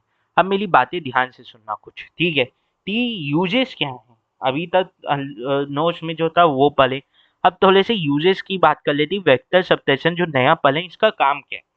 तो वेक्टर सबट्रैक्शन जो है वो आपको वेक्टर क्वांटिटीज में आने वाले चेंजेस को फाइंड करने में मदद करता है। जैसे अगर मैं आपको बोलूँ चेंज इन वेलोसिटी निकालो, तो del V vector is equal to V final यानी final velocity minus initial velocity, हाँ कि ना। या मैं आपको बोलूँ चेंज इन मुझे वो निकालो मोमेंटम, तो del p vector is equal to final momentum minus initial momentum, हाँ कि ना। तो यहाँ पे आप क्या कर लो, फाइनल और इनिशियल मोमेंटम जो दोनों ही वेक्टर क्वांटिटी उनके बीच में सबट्रैक्शन कर लो ताकि आप मोमेंटम में आने वाले चेंज को डिटरमाइन कर पाओ। तो यही जो काम है, यही काम आपका वेक्टर सबट्रैक्शन या वो बोल सकते हो, यही काम आपका वेक्टर का सबट्रैक्शन आपको करने में मदद करता है, हाँ कि ना। हाँ कि ना, यस सर, हाँ कि ना, यस सर, समझ में आया इतनी बात, समझ में आई इतनी बात, यस सर, इतनी बात हमें समझ में आती है। अब जब मैंने वेक्टर को ऐड किया, चाहे ट्रायंगल लॉ से किया चाहे वेक्टर लॉ से किया, मैंने क्या किया, मैंने बेसिकली उसे दो वेक्टर को ऐड किया, ए वेक्टर प्लस बी वेक्टर। पर जब मुझे मल्टीपल वेक्टर दे दी, जैसे ये ए वेक्टर हो गया, ये बी वेक्टर हो गया, हाँ कि ना, ये सी वेक्टर हो गया, तो मैं कैसे ऐड कर लूँ, मैं कैसे ऐड कर लूँ, ये डी वेक्टर हो गया। तो मैं क्या करूँगा, इनके बीच का एक कार्टेशियन प्लेन लूँगा, मैं इनके बीच का क्या लूँगा, एक कार्टेशियन प्लेन लूँगा, हाँ कि ना, यस सर। और इन्हें इनके बेस वेक्टर मतलब आई जे के फॉर्म में क्या कर लूँगा, आई जे के फॉर्म में रिजॉल्व कर लूँगा। जैसे ये ए एक्स, ये बी एक्स, ये ए वाई और डी वाई के फॉर्म में इधर आ जाएगा। यहाँ पे क्या आ जाएगा, डी एक्स आ जाएगा और सी एक्स आ जाएगा। फिर यहाँ पे क्या आ जाएगा, सी वाई और बी वाई। तो जब मैं इन्हें ऐसे रिजॉल्व कर लूँगा तो ये वाई वाई वाले अपने आप में कट जाएंगे, एक्स एक्स वाले अपने आप में कट जाएंगे। अगर जेड एक्सेस में होगा तो वो अपने आप में कट पिट के आ जाएगा। मतलब जब आपको ये दो वेक्टर से ज़्यादा वेक्टर दे दिया जाए तो आपको किस में रिजॉल्व कर देना है, बेस वेक्टर के फॉर्म में रिजॉल्व कर देना है। और सबट्रैक्ट या ऐड जिस तरीके से होंगे उस तरीके से ऐड करके आपको आंसर निकाल देना है, उस तरीके से आपको आंसर निकाल देना है। जब आपको दो वेक्टर का एडिशन पूछा जाए तो आपको कभी भी क्या करना है, कभी भी आपको बता देते हैं। आप ग्राफ वाले का भी मदद ले सकते हो। जैसे मैंने बोला था कि वेक्टर एडिशन के दो फॉर्मेट होते हैं, एनालिटिकल मेथड और ग्राफिकल मेथड। तो एनालिटिकल मेथड में आपका ट्रायंगुलर लॉ, पैरेललोग्राम लॉ आ गया।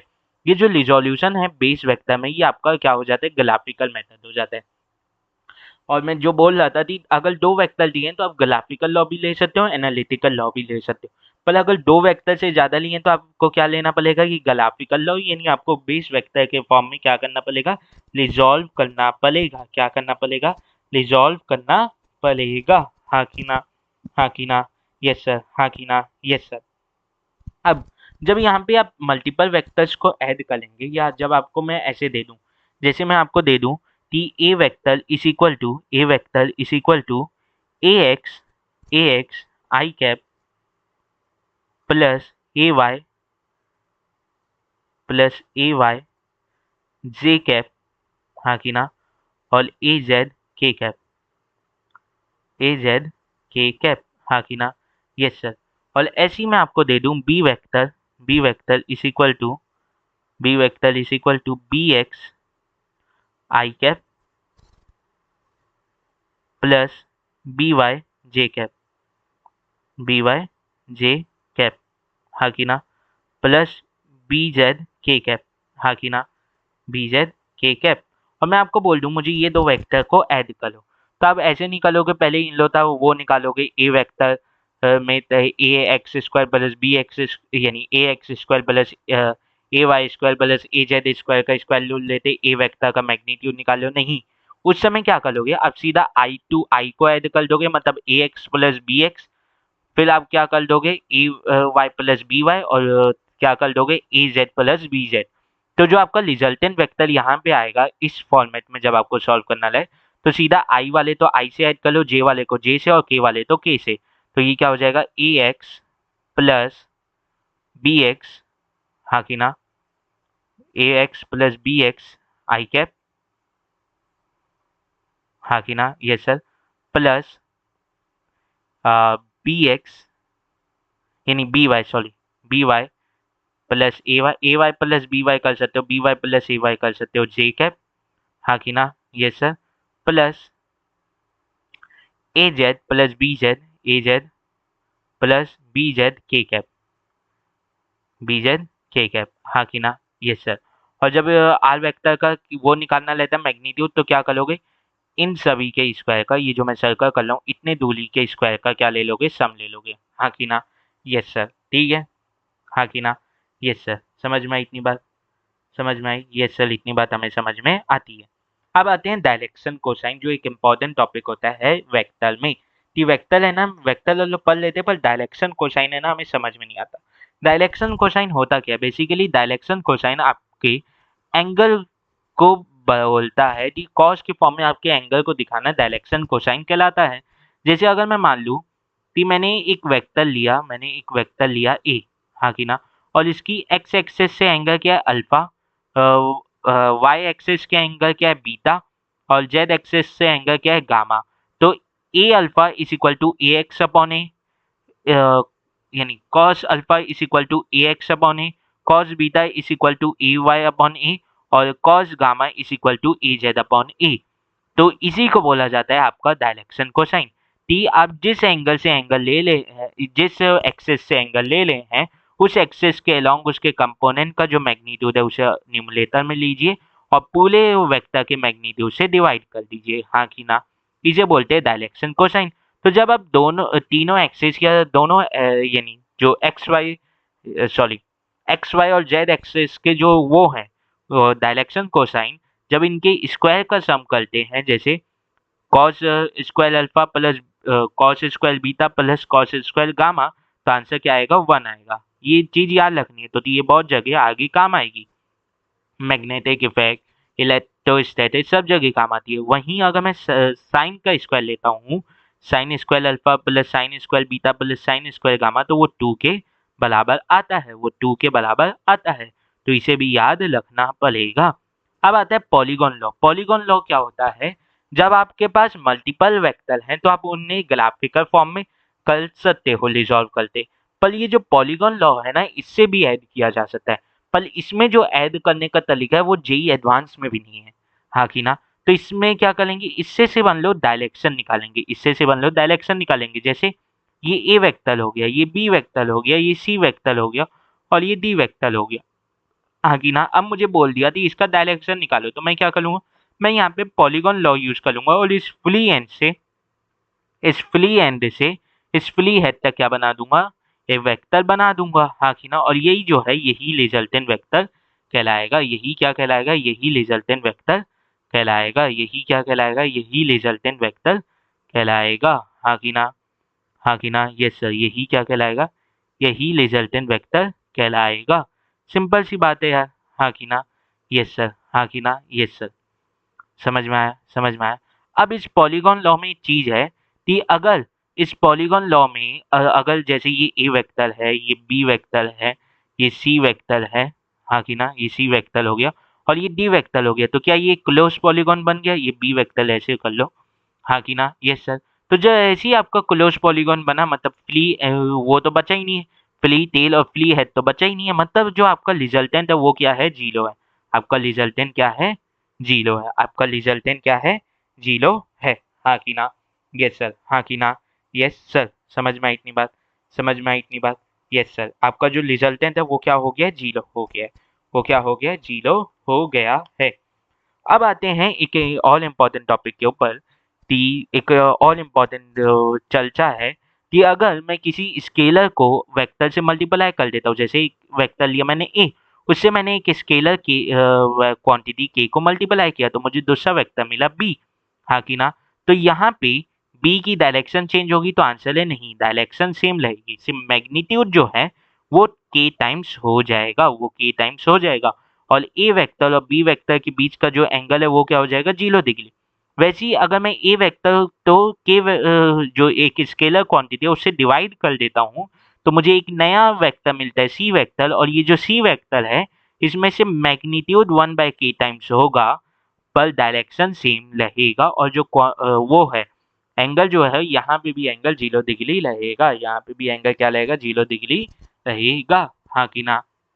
यस सर, हाँ कि ना? यस सर, समझ में आई इतनी बात? समझ में आई इतनी बात? Yes sir. अब क्या होता है, हम लोग तो कई बार है ना मैग्नेटिक फील्ड में, इलेक्ट्रोस्टैटिक्स में कई बार ये प्रूव करना पड़ जाता है कि जो इलेक्ट्रिक फील्ड है और मैग्नेटिक फील्ड है वो एक दूसरे से पैरेलल है, या क्वेश्चन में अल्लो तो कुछ सॉल्व करना है पर उसमें अगर कुछ कंडीशन दे देती थी, अगर इलेक्ट्रिक फील्ड पैरेलल हो गई मैग्नेटिक फील्ड, या दो फोर्सेस आपस में पैरेलल हो गई, या बता देते हैं दो क्वांटिटीज आपस में पैरेलल हो गई, तो उसकी एक नया इंडिविजुअल केस बन जाता है।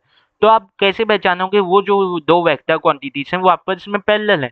तो उसे पहचानने के लिए एक रिलेशन या एक कंडीशन दी जाती है कि अगर मान लो ए वेक्टर जो है और बी वेक्टर जो है वो आपस में क्या है, पैरेलल हैं, वो आपस में क्या है, पैरेलल हैं, तो इनके जो इंडिविजुअल कंपोनेंट है या विद रिस्पेक्ट टू एक्सेस के कंपोनेंट है, जैसे ए एक्स अपॉन बी एक्स किसके बराबर होगा, ए वाई अपॉन बी वाई, जो किसके बराबर होगा, ए अपॉन ए जेड अपॉन बी जेड के बराबर होगा, जो किसके बराबर होगा, ए जेड अपॉन बी जेड के बराबर होगा, हाँ कि ना। और ये सभी किसके बराबर होंगे, एक के कांस्टेंट के बराबर होंगे, एक के कांस्टेंट के बराबर होंगे ही होंगे, हाँ कि ना। यस सर, एक के कांस्टेंट के बराबर होंगे ही होंगे, हाँ कि ना। यस सर, हाँ कि ना। यस सर, ठीक है। अब डॉट प्रोडक्ट और स्केलर प्रोडक्ट, डॉट प्रोडक्ट या आप बोल सकते हो स्केलर प्रोडक्ट और वेक्टर प्रोडक्ट मतलब बता देते हैं क्लॉज प्रोडक्ट, बस बचा है, मतलब दो टॉपिक बचा है, क्लॉज प्रोडक्ट और डॉट प्रोडक्ट। ठीक है, तो उसे चालू करते हैं, मैं 2 मिनट पानी पी लेता हूँ, ठीक है यार, जय श्री। अपन लोग तो वेक्टर के मल्टीप्लिकेशन तो देखना है, तो वेक्टर का जो मल्टीप्लिकेशन है ना वो दो फॉर्मेट में किया जा सकता है। देखो बेसिकली जब आप दो वेक्टर को ऐड करोगे, जैसे ए वेक्टर प्लस बी वेक्टर, तो जो सम आएगा, जो आएगा सी, ये जो सी है ये भी क्या रहेगा, वेक्टर रहेगा। पर जब आप दो वेक्टर को सब्ट्रैक्ट करेंगे तब जो आएगा आपका difference, A vector minus B vector is equal to C, तो ये जो सी आया है ये भी वेक्टर है। पर अगर आप a vector into B vector करते हैं तो ये जो प्रोडक्ट आएगा सी, ये जो है ये आपका वो भी हो सकता है, स्केलर भी हो सकता है और वेक्टर भी हो सकता है। अब ये स्केलर होगा या वेक्टर, ये किस चीज के ऊपर डिपेंड करेगा, ये इस चीज के ऊपर डिपेंड करेगा कि आप मल्टीप्लाई कैसे किए। आप मल्टीप्लाई कैसे किए, वेक्टर को मल्टीप्लाई करने के दो तरीके होते हैं, एक होता है डॉट प्रोडक्ट, एक होता है क्रॉस प्रोडक्ट। डॉट प्रोडक्ट में क्या होता है, जब आप a vector into B vector करते हैं तो इसका जो मल्टीप्लिकेशन है इसे डॉट से दिखाया जाता है, इसीलिए इसे डॉट प्रोडक्ट बोला जाता है। और इनका जो रिजल्टेंट आता है वो क्या होता है, ये जो रिजल्टेंट इनका आता है ये होता है स्केलर, ये क्या होता है, स्केलर। इसीलिए डॉट प्रोडक्ट तो क्या भी बोला जाता है, स्केलर प्रोडक्ट भी बोला जाता है, क्या भी बोला जाता है, स्केलर प्रोडक्ट भी बोला जाता है। अब ये स्केलर है तो इसमें तो बता देते हैं डायरेक्शन वाला कोई कंपोनेंट तो होगा नहीं, तो इसमें से मैग्नीट्यूड लगेगा और वो क्या होगा, ए बी, ए का मैग्नीट्यूड इंटू बी का magnitude into cos theta, into cos theta. अभी थीटा क्या है, थीटा है angle between a vector and b vector. वैसे अगर क्रॉस प्रोडक्ट में जाए तो क्रॉस प्रोडक्ट में जब आप जाएंगे तो आपको पता चलेगा, जब आप a vector into B vector करते हैं क्रॉस प्रोडक्ट के फॉर्मेट में या तरीके से, तो यहाँ पे मल्टीप्लिकेशन तो क्लॉज से दिखाया जाता है, किससे दिखाया जाता है, क्लॉज से दिखाया जाता है। और जब आप a vector into B vector करते हैं तो जो आंसर आता है, जो आंसर आता है वो क्या होता है, वो वेक्टर होता है। इसीलिए क्लॉज प्रोडक्ट तो वेक्टर प्रोडक्ट भी बोला जाता है, क्या भी बोला जाता है, वेक्टर प्रोडक्ट भी बोला जाता है। अब मैं इनमें बात करूँ थी, इनका जो आएगा प्रोडक्ट, उसमें डायरेक्शन कंपोनेंट भी लगेगा और मैग्नीट्यूड का भी कंपोनेंट लगेगा, हाँ कि ना। तो इसमें क्या होगा, A B, A into B यानी magnitude of A into magnitude of B into sine theta, जहाँ पे थीटा क्या है, बता देते हैं थीटा जो है वो है basically angle between a and b, ये तो मैग्नीट्यूड हो गया। अब इनमें डायरेक्शन का कंपोनेंट ये हो जाएगा, यहाँ पे न्यू कैप से मैं आपको दिखा दे रहा हूँ, हाँ कि ना। यस सर, हाँ कि ना। यस सर, ठीक है। अब इसमें देखो क्रॉस प्रोडक्ट में डायरेक्शन भी है, तो क्रॉस प्रोडक्ट में हम लोग तो देखना पड़ेगा डायरेक्शन भी कैसे निकालेंगे, जबकि डॉट प्रोडक्ट में सिर्फ मैग्नीट्यूड है तो सिर्फ मैग्नीट्यूड के ऊपर हमें फोकस करना रहेगा। तो नोट्स में आए तो डॉट प्रोडक्ट में देखें, अगर नोट्स में आए और डॉट प्रोडक्ट में देखें तो ये है कि डॉट प्रोडक्ट तो क्या भी बोला जाता है, स्केलर प्रोडक्ट भी बोला जाता है, हाँ कि ना। तो ए डॉट बी, मतलब A vector dot B vector is equal to A B cos theta, जो क्या होता है, जो स्केलर होता है, जो क्या होता है, जो स्केलर होता है। हाँ कि ना? Yes sir. हाँ कि ना? Yes sir. और प्रॉपर्टीज क्या है कि इनका जो प्रोडक्ट होते हैं, जब आप डॉट प्रोडक्ट के फॉर्मेट या डॉट प्रोडक्ट से मल्टीप्लिकेशन करते हैं, कि तरीके से मल्टीप्लिकेशन करते हैं, तो ये जो प्रोडक्ट आता है, ये जो प्रोडक्ट आता है, ये हमेशा क्या लेता है, ये हमेशा क्या लेता है, ये हमेशा स्केलर लेता है, ये हमेशा क्या लेता है, स्केलर लेता है। और ये स्केलर है, ये क्या है, स्केलर है। पर यहाँ पे देखो तो यहाँ पे किसका वो आ जा रहा है, एक बात आ जा रहा है आपका थीटा, एक बात क्या आ जा रहा है, थीटा। और कैसा थीटा, कॉस थीटा। हाँ कि ना? ट्रिग्नोमेट्री रेशियो कौन सा आ जा रहा है, कॉस। और एंगल जो है वो कितना हो सकता है, वो आपका बेसिकली 0 डिग्री से लेके 180 डिग्री तक हो सकता है, 180 डिग्री तक हो सकता है। अब अगर मैं देखूँ तो 0 to 90, 0 to 90 कॉस की जो वैल्यू है वो क्या होती है, पॉजिटिव होती है। और 90 to 180 क्या लेती है, कॉस की वैल्यू नेगेटिव। इसी नाम से ये जो पूरा टर्म है, इसी नाम से ये जो पूरा टर्म है, ये पॉजिटिव भी हो सकता है, ये नेगेटिव भी हो सकता है। हाँ, इसके बाद डायरेक्शन नहीं है। यहाँ पे पॉजिटिव नेगेटिव लिटरली यहाँ पे मैग्नीट्यूड के साथ जुड़ा रहता है। अगर मैं वेक्टर की बात करूँ तो वहाँ पॉजिटिव नेगेटिव डायरेक्शन को बताने के काम आता है, पर यहाँ पे वो डायरेक्शन के काम नहीं आएगा, वो मैग्नीट्यूड के साथ ही जुड़ा हुआ रहेगा। अगर मैं -2 बोल रहा हूँ तो उसकी वैल्यू -2 ही है। हाँ कि ना? समझ में आया? समझ में आया? Yes sir. ठीक है, तो ये जो है, ये पॉजिटिव भी हो सकते हैं, साथ ही साथ नेगेटिव भी हो सकते हैं। ये सब कुछ किसके ऊपर डिपेंड करता है, थीटा के ऊपर डिपेंड करता है। किसके ऊपर डिपेंड करता है, थीटा के ऊपर डिपेंड करता है। हाँ कि ना? अगर थीटा 90 से छोटा है तो पॉजिटिव, अगर 90 और 180 के बीच का है या 180 के बराबर है तो नेगेटिव हो जाएगा। हाँ कि ना? साथ ही साथ ये जैसे एडिशन कम्यूटेटिव होता है ना वेक्टर का, ये भी क्या रहेगा, कम्यूटेटिव रहेगा। ये भी क्या रहेगा, कम्यूटेटिव रहेगा। चाहे आप a vector dot B vector लिख दो या बी वेक्टर डॉट ए वेक्टर लिख दो। असल में क्या होता है, जब भी आप डायरेक्शन से खेल करते हैं तो एडिशन में भी जो डायरेक्शन है वेक्टर का, यानी एडिशन ऑफ वेक्टर में भी जो डायरेक्शन है वेक्टर थे वो उतना ज़्यादा डोमिनेट नहीं कर ले लेते।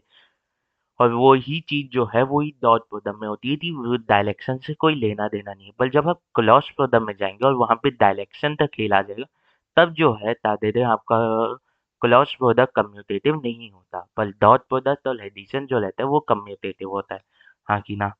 Yes sir. तो बी वेक्टर डॉट ए वेक्टर आप लिख सकते हो। डिस्ट्रीब्यूटिव भी होता है कि जैसे ए vector dot B plus C vector है ब्रैकेट में, तो आप पहले ए तो बी से मल्टीप्लाई कर दो, प्लस करो फिर, और फिर ए को सी से मल्टीप्लाई कर दो। तो A vector dot B vector plus A dot C vector. हाँ कि ना? Yes sir. अब अगर देखो तो A dot B, A vector dot B vector जो है, इसकी मैक्सिमम वैल्यू कब मिलेगी, 0 डिग्री पे। इसकी मैक्सिमम वैल्यू 0 डिग्री पे क्या मिलेगी, क्या मिलेगी, ए बी कॉस थीटा। क्या मिलेगी, ए बी कॉस थीटा। तो कॉस थीटा में थीटा क्या है, 0। ये क्या होता है, 1 होता है। ये क्या होता है, 1 होता है। तो यहाँ पे मैक्सिमम वैल्यू इसकी क्या आ गई, ए बी। इसकी मैक्सिमम वैल्यू क्या आ गई, ए और बी। वहीं अगर मैं बात करूँ ए डॉट बी, जो डॉट प्रोडक्ट है ए वेक्टर और बी वेक्टर, इसकी जो मिनिमम वैल्यू है ये कब मिलेगी, बता देते हैं, 180 डिग्री पे मिलेगी। और 180 डिग्री पे कॉस की वैल्यू क्या होती है, कॉस की वैल्यू होती है -1। तो इसकी मिनिमम वैल्यू क्या हो गई, इसकी मिनिमम वैल्यू हो गई minus a b, minus a b. हाँ कि ना? तो जो डॉट प्रोडक्ट में अगर मैं आपसे पूछूं, डॉट प्रोडक्ट में जो आपका प्रोडक्ट है उसके मैग्नीट्यूड या आपका जो प्रोडक्ट है उसकी वैल्यू का रेंज क्या हो सकता है, तो माइनस ए बी से लेके, बता देते हैं, माइनस ए बी से लेके कहाँ तक होता है, प्लस ए बी तक हो सकता है। हाँ कि ना? इसके बीच में कोई सी भी वैल्यू हो सकती है। हाँ कि ना? Yes sir. हाँ कि ना? Yes sir. समझ में आया? समझ में आई इतनी बात? समझ में आई? Yes sir. इतनी बात हमें समझ में आती है। अब अगर मैं देखूँ कि अगर कॉस 0 डिग्री है या वो 90 डिग्री है, तो आपका क्या हो जाता है, ए यानी A vector dot B vector 0 degree हो जाता है। इसका मतलब ये होता है कि आपका जो ये है ए वेक्टर जो है वो परपेंडिकुलर है बी वेक्टर से। आपका ए वेक्टर परपेंडिकुलर है बी वेक्टर से। हाँ कि ना? हाँ कि ना? Yes sir. हाँ कि ना? Yes sir. ठीक है, मतलब आपका कॉस थीटा 0 है, मतलब आपका थीटा क्या है? 90 है। अगर कॉस थीटा आपका 0 है, इसका मतलब आपका जो थीटा है वो क्या है? 90 है। मतलब आपका जो ए वेक्टर है वो किसके परपेंडिकुलर है? बी वेक्टर के परपेंडिकुलर है, जिसके कारण इनका जो डॉट प्रोडक्ट है वो 0 हो जाता है। और आप देख भी लो, अगर माइनस ए बी से प्लस ए बी तक है तो कहीं ना कहीं तो 0 भी वैल्यू आएगी। और ये 0 वैल्यू कब आएगी? जब यहाँ पे एंगल जो है क्या रहेगा? 90 डिग्री रहेगा। क्या रहेगा? 90 डिग्री रहेगा। माइनस ए बी कब आ रहा है? जब यहाँ पे एंगल 180 डिग्री। और प्लस ए बी कब आ रहा है? जब यहाँ पे एंगल 0 डिग्री है। हाँ कि ना? Yes sir.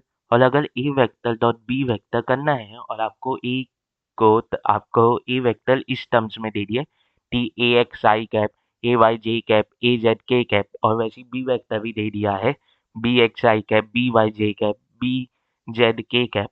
तो आप सीधा का सीधा आई कैप वाले को आई कैप से मल्टीप्लाई कीजिए, फिर प्लस कीजिए किससे? ए वाई बी वाई से, और plus A Z B Z से। ठीक है, ये आपको पूरा वेक्टर का मैग्नीट्यूड निकालने की जरूरत नहीं पड़ेगी। हाँ कि ना? Yes sir. ठीक है, यस सर, इतनी बात हमें समझ में आती है। अब डॉट प्रोडक्ट एप्लीकेशन किधर लगाएंगे? चलो समझ तो लिए डॉट प्रोडक्ट होता क्या है, करना कैसे है, पर वो किधर लगाएंगे एप्लीकेशन? तो जो डॉट प्रोडक्ट एप्लीकेशन है ना, वो दो तीन जगह लगाया जाता है। ये क्वेश्चन में वो दो तीन टर्म दिए लेते हैं, जिससे हमें पता चल जाता है कि हमें क्या लगाना है। हमें डॉट प्रोडक्ट लगाना है। हमें क्या लगाना है? डॉट प्रोडक्ट लगाना है।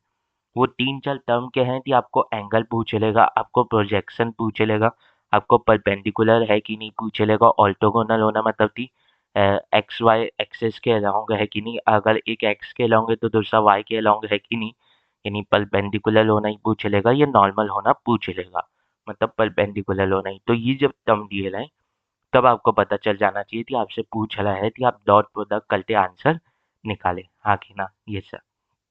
अब वो ए एक्स वाई कैप वाला एक एग्जांपल ले लेते हैं कि जैसे अगर मैं बोला कि A vector is equal to 3 plus 4 J cap plus 4 J cap plus 5 के कैप। हाँ कि ना? 5 के कैप। हाँ कि ना? Yes sir. और मैं आपको बोला कि b vector is equal to 5 i cap 5 i cap plus 4 J cap plus 4 J cap plus 5 के कैप प्लस 5 के कैप प्लस 5 के कैप। हाँ कि ना? Yes sir. तब मैं आपको बोलूँ कि A vector dot B vector निकालना है मुझे। क्या निकालना है? ए वेक्टर डॉट बी वेक्टर मुझे निकालना है। तो क्या करूँगा? सीधा ए एक्स को वाई एक्स से यानी बी एक्स से मल्टीप्लाई करूँगा, ए वाई तो बी वाई से मल्टीप्लाई करूँगा, और ए जेड तो बी जेड से मल्टीप्लाई करूँगा। तो 3 × 5 क्या आ जाएगा? 15 प्लस यहाँ पे 4 × 4 क्या आ जाएगा? 16 प्लस यहाँ पे 5 × 5 क्या आ जाएगा? 25। हाँ कि ना? तो आंसर क्या आ जाएगा? ये हुआ आपका 40, 40 प्लस ये 56। हाँ कि ना? तो ये आपका आंसर आ जाएगा। इस तरीके से करना रहता है। हाँ कि ना?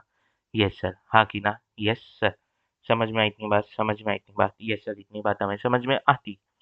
अब ये देखते हैं कि एप्लीकेशन क्या होगा डॉट प्रोडक्ट का। तो पहले एंगल में कैसे होगा एप्लीकेशन, ये समझ लो। कि मान लो ये मैंने बनाया है एक एक्स एक्सिस। हाँ कि ना? और ये मैंने बनाया है एक वाई एक्सिस। यहाँ से मैंने कुछ वो ले लिया, वेक्टर ले लिया। ठीक है, और मैंने इस तरफ भी एक वेक्टर ले लिया। ठीक है, ये जो मैंने वेक्टर ले लिया ये बी वेक्टर ले लिया, और ये जो वेक्टर ले लिया ये ए वेक्टर ले लिया। ठीक है, अब इनके बीच का एंगल थीटा ले लिया। ठीक है, अब मुझे ये थीटा निकालना है, तो मैं कैसे निकालूंगा? बेसिकली सोचो, थीटा निकालना है तो मैं बेसिकली कैसे निकालूंगा कि ऐसा कौन सा टर्म है अभी तक जो लोकल है जिसमें थीटा आ रहा है और वो ए और बी से रिलेटेड आ रहा है, कि मतलब ए का मैग्नीट्यूड या बी का मैग्नीट्यूड वहाँ पे मल्टीप्लाई हो रहा है, तो कैसे निकालूंगा बेसिकली। तो सिंपल सी बात है यार, डॉट प्रोडक्ट यूज करूंगा। तो मैंने अभी बताया कि मुझे एप्लीकेशन में क्या पता चला है कि डॉट प्रोडक्ट से एंगल निकालूंगा। तो अगर मैं डॉट प्रोडक्ट का फॉर्मूला देखूं, तो अगर मैं डॉट प्रोडक्ट का फॉर्मूला देखता हूँ तो A vector dot B vector is equal to A B cos theta, A B cos theta, हाँ कि ना। और मुझे डायरेक्शन निकालने के लिए किसकी वैल्यू चाहिए, थीटा की वैल्यू चाहिए, या थीटा ही मेरा डायरेक्शन है, हाँ कि ना। तो मैं सिंपली क्या करूँगा, मैं सिंपली कर दूंगा cos theta is equal to A dot B A vector dot B vector upon a b, हाँ कि ना। सिंपल सा है, ये मैं निकाल दूंगा तो मुझे पता चल जाएगा कि कॉस थीटा क्या है, और कॉस थीटा पता चल गया तो मैं थीटा की वैल्यू तो पता लगा ही लूंगा, हाँ कि ना। यस सर, तो एंगल जो है इस तरीके से निकाला जाता है, एंगल जो है वो इस तरीके से निकाला जाता है। अब अगर मुझे प्रोजेक्शन निकालना हुआ of A vector on b vector, projection क्या होता है। मान लो ये है बी वेक्टर, हाँ कि ना, और ये है ए वेक्टर, हाँ कि ना। Yes sir. अब प्रोजेक्शन क्या होता है, प्रोजेक्शन होता है कि बेसिकली, अब कई जन क्या बोलते हैं कि ऊपर से आप पानी डालो या ऊपर से लाइट डालो तो इसकी कितनी शैडो बनेगी, तो आंसर है इतनी दूर तक शैडो बनेगी। तो ये जो है ये इसका प्रोजेक्शन हो जाता है, पर प्रोजेक्शन का असली मतलब जो है वो बस इतना सा नहीं होता। प्रोजेक्शन का असली मतलब बस इतना सा नहीं होता। प्रोजेक्शन का मतलब ये होता है कि ए का कौन सा कंपोनेंट या ए का कितना कंपोनेंट बी के अलोंग है, ए का कौन सा कंपोनेंट या ए का कितना कंपोनेंट बी के अलोंग है। अगर मैं बोल रहा हूँ कि projection of a on b, अगर मैं पूछ रहा हूँ projection of A vector upon b vector, तो यहाँ पे ये बोला जा रहा है कि ए का कितना कंपोनेंट बी के अलोंग है। तो वो कैसे पता चलेगा, ए और बी के बीच का मुझे पहले क्या पता लेना चाहिए, एंगल पता लेना चाहिए। चलो एंगल पता है थीटा, तो मैं सिंपल से निकाल लूंगा ए का इसके अलाउंग बी के अलाउंग वाला कंपोनेंट क्या हो जाएगा, ए कॉस थीटा, हाँ कि ना। यस सर, ए कॉस थीटा, हाँ कि ना। यस सर, हाँ कि ना। Yes sir. ठीक है, तो वो सब में नहीं पढ़ना थी ऊपर से लाइट डालो तो कितनी शैडो दिखेगी, नहीं। सिंपल सा ये समझो, अगर ए वेक्टर है, अगर कोई भी प्लेन में एक वेक्टर है ए, तो उसका कितना कंपोनेंट बी के अलोंग है, उसका कितना कंपोनेंट बी के अलोंग है, वो हो जाता है उसका क्या, projection of A vector upon b vector, हाँ कि ना। तो अब अगर मैं फॉर्मूला देखूँ क्रॉस प्रोडक्ट का अगर मैं फॉर्मूला देखूँ, तो ए डॉट बी है, हाँ कि ना। यस सर, हाँ कि ना। Yes sir. तो ये क्या होता है, ए बी कॉस थीटा। अब अगर मैं बी को इधर नीचे ले जाऊं, अब ये जो बी है, अगर मैं इसे यहाँ पे नीचे ले जाऊं तो क्या होगा, डिनोमिनेटर में ले जाऊं, तो A cos theta is equal to A dot B upon B का मैग्नीट्यूड। तो ये देखो मुझे projection of A vector along B vector मिल गया।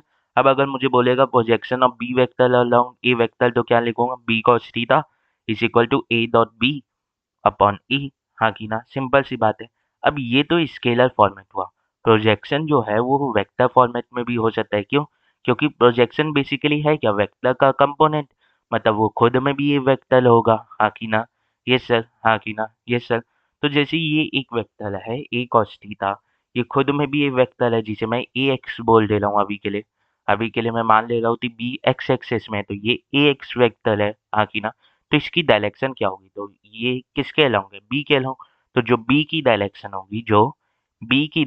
होगी वही इसकी डायरेक्शन होगी। तो जब मैं इसका डायरेक्शन निकालने जाऊंगा तो मैं सिंपली से यहाँ पे क्या कर लूंगा, ये तो स्केलर फॉर्मेट हो गया। अब अगर मुझे वेक्टर फॉर्मेट में पूछ ले तो क्या होगा, सिर्फ यहाँ पे बी कैप जोड़ना रहेगा मुझे दोनों से, मुझे आंसर पता चल जाएगा, हाँ कि ना। अब ये कैसे पता लगाओगे कि प्रोजेक्शन बता देते हैं वेक्टर फॉर्मेट में पूछा है या स्केलर फॉर्मेट में पूछा है, तो सिंपल सी बात है, आपको ऑप्शंस देखने पड़ेंगे। आपको क्या देखने पड़ेंगे, ऑप्शंस देखने पड़ेंगे, और उससे आपको पता चलेगा कि जो वेक्टर है वो स्केलर फॉर्मेट में पूछा है या यानी प्रोजेक्शन जो है वो स्केलर फॉर्मेट में पूछा है या वेक्टर फॉर्मेट में पूछा है, हाँ कि ना। यस सर, हाँ कि ना। Yes sir. ठीक है? तो अगर मैं कोई सा भी क्वेश्चन दूँ जिसमें आपको ए के यानी ए का वेक्टर बी के अलोंग निकालना है, तो समझ में आ जाएगा। पर अगर मैं आपसे पूछूँ, अगर मैं आपको एक ऐसा क्वेश्चन दूँ, अगर मैं जैसे यहाँ पे एक क्वेश्चन लाया हूँ, अगर मैं यहाँ पे क्वेश्चन देखो, यहाँ पे एक क्वेश्चन जो लाया हूँ, इसमें अगर आप देखोगे तो एक बात पता चलेगी कि यहाँ पे मैं क्या बोला हूँ, क्वेश्चन बोल रहा है find component of A vector.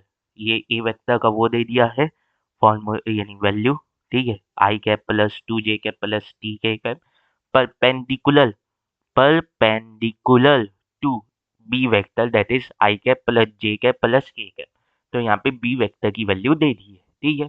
अब यहाँ पे पूछा है कंपोनेंट ए का कंपोनेंट जो बी के क्या है परपेंडिकुलर है। अब जब यहाँ पे हम लोग प्रोजेक्शन निकालने हैं तो हम लोग क्या निकाल रहे हैं, ऐसा कंपोनेंट ए का जो बी के अलोंग है या बी के पैरेलल है। तो जब भी बताओ, जब भी मैं मानूं कि ये एक प्लेन है, ये क्या है, एक प्लेन है, इसमें मान लो कि ये एक बी वेक्टर है, ये क्या है, बी वेक्टर है इस प्लेन में, हाँ कि ना। अब इसमें एक और वेक्टर है जिसका नाम है ए वेक्टर, हाँ कि ना। ये सर जिसका नाम है ए वेक्टर। तो अगर मैं मान रहा हूँ कि यहाँ पे एंगल थीटा है, यहाँ पे एंगल थीटा है, तो यहाँ पे मैं ए के दो कंपोनेंट निकाल सकता हूँ, एक तो बी के अलोंग हो जाएगा, हाँ कि ना, जिसे प्रोजेक्शन बोल दे रहा हूँ। तो इसे क्या बोल रहा हूँ, ए का वो वाला कंपोनेंट जो बी के पैरेलल है, हाँ कि ना। यस सर, हाँ कि ना, यस सर। दूसरा कंपोनेंट क्या हो जाएगा, जो ये जो पैरेलल कंपोनेंट है ए का, इसके परपेंडिकुलर हो। अगर वो ए के पैरेलल कंपोनेंट के परपेंडिकुलर है तो वो किसके भी पैरेलल होगा, बी के भी, यानी अगर वो ए के पैरेलल कंपोनेंट पे परपेंडिकुलर है तो वो बी के भी क्या होगा, परपेंडिकुलर होगा, हाँ कि ना। तो मुझे मिल गया। मुझे इस समय क्या करना पड़ेगा, सिर्फ मुझे ये जानना रहेगा कि ए का परपेंडिकुलर कंपोनेंट प्लस ए का पैरेलल कंपोनेंट मिलके क्या बना रहे हैं, मिलके आपका क्या बना रहे हैं, ए वेक्टर बना रहे हैं, हाँ कि ना। यस है। अब मुझे कौन सा कंपोनेंट निकालना है, ऐसा कंपोनेंट ए का जो बी के परपेंडिकुलर हो, मतलब मुझे ये वाला कंपोनेंट निकालना है। तो मैं क्या करूँगा बेसिकली, मैं क्या करूँगा, मैं करूँगा का perpendicular component is equal to A vector minus A का पैरेलल वाला कंपोनेंट, हाँ कि ना। और मुझे सबट्रैक्शन ऑफ टू वेक्टर्स तो आता है, तो उससे ये निकल जाएगा, हाँ कि ना। ये एक अच्छा क्वेश्चन है जो मिस हो जाता है कई बार, पर इसे इस तरीके से किया जा सकता है, हाँ कि ना। Yes sir. अब अगर मैं पूछूँ कि ये डॉट प्रोडक्ट में आपको क्या करना है, तो परपेंडिकुलर निकालने पे बोल सकता है, या ये चेक करने पे बोल सकता है कि दो वेक्टर परपेंडिकुलर हैं कि नहीं। अगर दो वेक्टर परपेंडिकुलर हैं तो उनका प्रोडक्ट हमेशा जीरो आएगा, हाँ कि ना। Yes sir. ये आपको बोल देगा कि एक वेक्टर का वो दे देगा वैल्यू आई कैप जे कैप के कैप में, और दूसरे वेक्टर द आई जे में दे देगा और के में नहीं देगा। और पूछ लेगा कि बताओ अगर ये दो वेक्टर परपेंडिकुलर होते तो इनका वो क्या होता, जो के कैप है बी का, उसका वैल्यू क्या होता। तो वो कैसे निकालोगे, वो भी डॉट प्रोडक्ट से निकल जाएगा। अब अगर मैं बोलूँ कि मैं यहाँ पे क्या लिया हूँ, एक ए वेक्टर लिया हूँ, एक बी वेक्टर लिया हूँ और एक सी वेक्टर लिया हूँ, हाँ कि ना। अब मैं बोल रहा हूँ कि ये जो तीनों वेक्टर हैं ये इनका मैग्नीट्यूड बराबर है, इनका मैग्नीट्यूड बराबर है, हाँ कि ना। अब मुझे बताओ कि इनके बीच का एंगल क्या होगा, इनका मैग्नीट्यूड बराबर है और इनका जो बता देते हैं सम है वो जीरो है, इनका मैग्नीट्यूड बराबर है और A vector plus B vector plus C vector zero है, तो क्या होगा इनके बीच का एंगल। तो सिंपल सी बात है, इनके बीच का एंगल क्या होगा, 120। अगर ऐसी में अगर आपको दे दूं ऐसी में अगर आपको दे दूं कि मुझे एन नंबर्स ऑफ वेक्टर है मेरे पास जो इक्वल हैं, जिनका मैग्नीट्यूड बराबर है और उनका जो सम है वो जीरो है, तो तब कैसे निकालोगे, तो बेसिकली क्या करोगे, 360 अपॉन एन कर दोगे, 360 अपॉन एन कर दोगे। मुझे सिंपल सा वो मिल जाएगा एंगल बिटवीन देम, हाँ कि ना। यस सर, हाँ कि ना, यस सर। अब एक बात देखना, अब आते हैं हम लोग किसके ऊपर, क्रॉस प्रोडक्ट के ऊपर। जब क्रॉस प्रोडक्ट के ऊपर आते हैं तो हमें पता चलता है क्रॉस प्रोडक्ट तो क्या भी बोला जाता है, वेक्टर प्रोडक्ट भी बोला जाता है, क्योंकि जब आप क्रॉस प्रोडक्ट के फॉर्मेट से मल्टीप्लाई करते हैं क्योंकि जब आप क्रॉस प्रोडक्ट के फॉर्मेट से मल्टीप्लाई करते हैं तो आंसर क्या आता है, वेक्टर आता है। टी a vector cross b vector is equal to A b sine theta और एन कैप एन कैप जो है ये डायरेक्शन है। ये क्या है, ये जो प्रोडक्ट आया है ये एक वेक्टर है तो उसकी डायरेक्शन है। अब जब आप देखेंगे तो ये जो वेक्टर रहता है ये परपेंडिकुलर रहता है ए कैप के भी और बी कैप के भी, हाँ कि ना। ये किसके भी बताते थे, परपेंडिकुलर रहता है। ए कैप के भी परपेंडिकुलर रहता है और बी कैप के भी परपेंडिकुलर, ये नहीं सॉरी, ए ए वेक्टर के भी परपेंडिकुलर रहता है और बी वेक्टर के भी परपेंडिकुलर रहता है। या आप ये भी बोल सकते हो कि जो एन कैप है वो ए कैप के भी परपेंडिकुलर है या बी कैप के भी परपेंडिकुलर है, क्योंकि जो ए कैप की पर डायरेक्शन रहेगी वही ए की डायरेक्शन रहेगी ए वेक्टर की, हाँ कि ना। ये सर ठीक है। दूसरी बात, इसकी जो डायरेक्शन है वो लाइट एंड थंब रूल से निकाली जाती है। इसकी जो डायरेक्शन है वो लाइट एंड थंब रूल से निकाली जाती है, ये सबको आता है।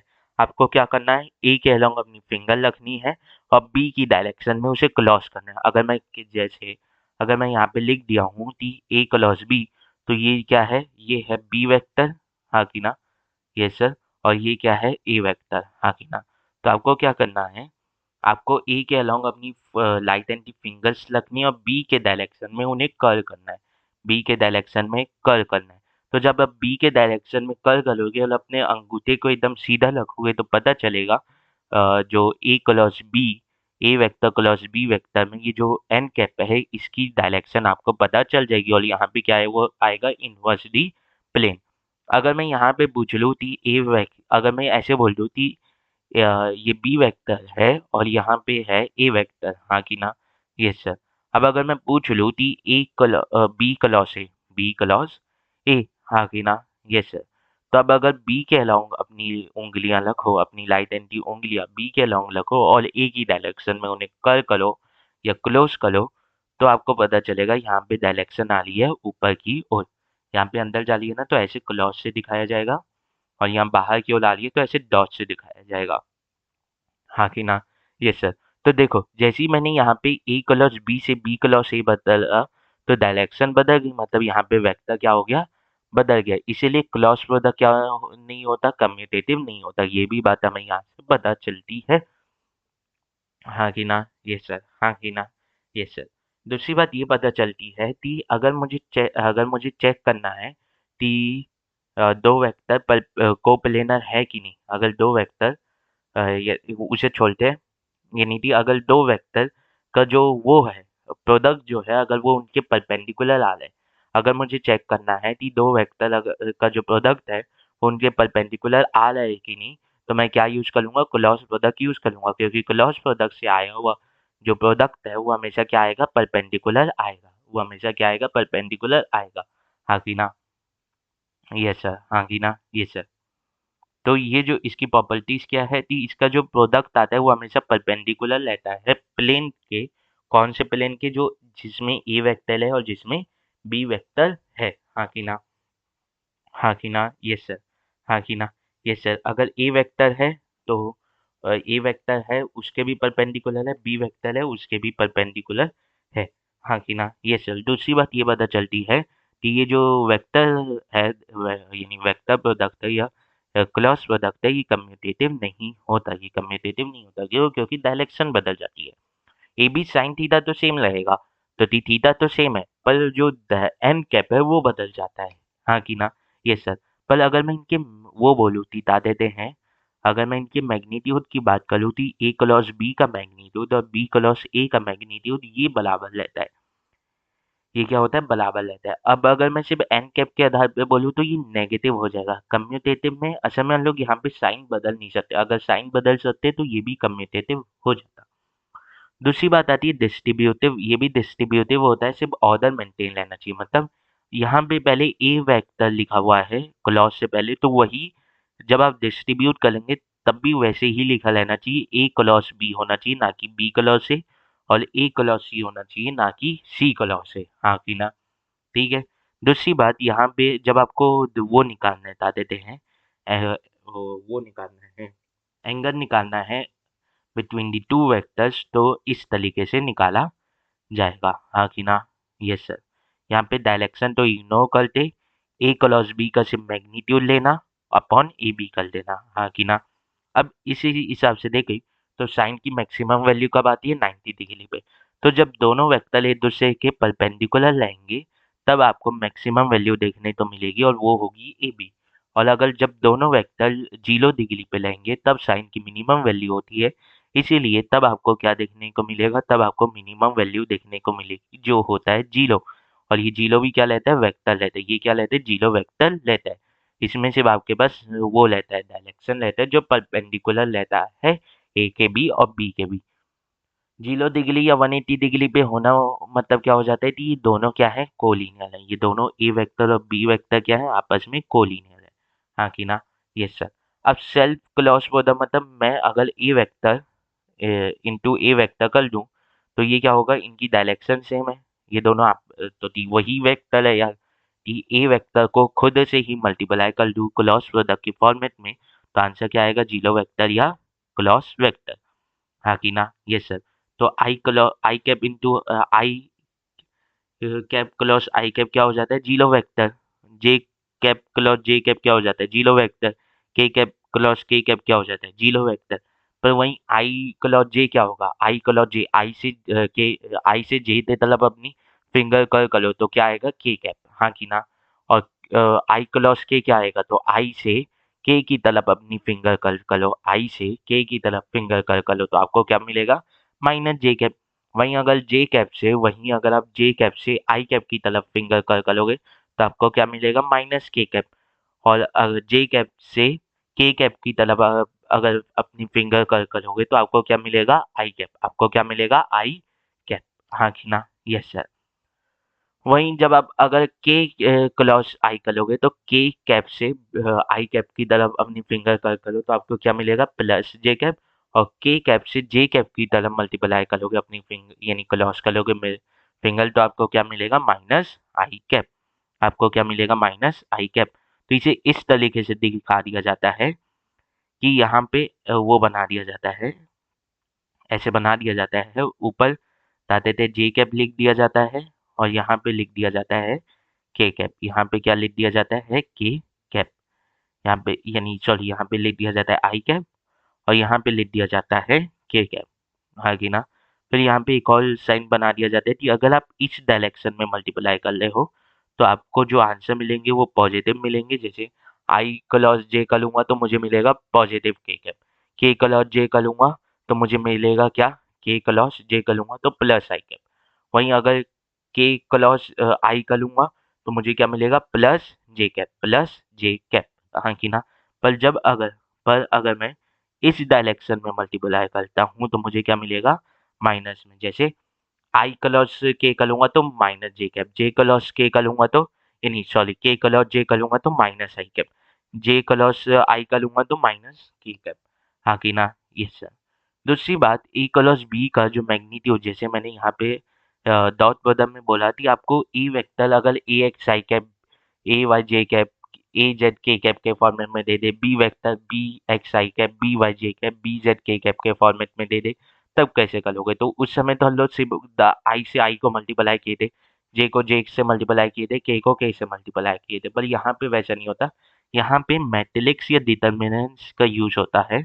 यहाँ पे क्या होता है, ऐसे लाइन की ऐसे लिखा जाता है, फिर आई कैप जे कैप के कैप और आई कैप के नीचे आई कैप की दोनों वैल्यू लिखी जाती है, आई ए एक्स बी एक्स और जे के नीचे ए वाई बी वाई और के कैप के नीचे ए जेड बी जेड। फिर क्या किया जाता है, जैसे अगर मुझे यहाँ पे आई कैप लेना है तो मैं क्या करूँगा, इसे ऐसे कर दूंगा। ठीक है। अब मुझे पता चल गया कि मुझे ए वाई को किससे मल्टीप्लाई करना है, बी जेड से, और बी वाई को किससे मल्टीप्लाई करना है, एज ऐसे। हाँ कि ना, यस सर। तो ये ब्रैकेट में ऐसे लिख दूंगा और दोनों के बीच में क्या आएगा, माइनस आएगा।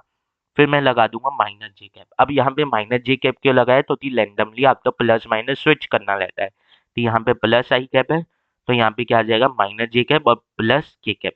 अगर गलती से मैं माइनस आई कैप लगा दिया हूँ तो क्या जे कैप क्या हो जाएगा, पॉजिटिव हो जाएगा और के कैप नेगेटिव हो जाएगा। तो सर क्या उससे डायरेक्शन में चेंज नहीं आएगा, नहीं।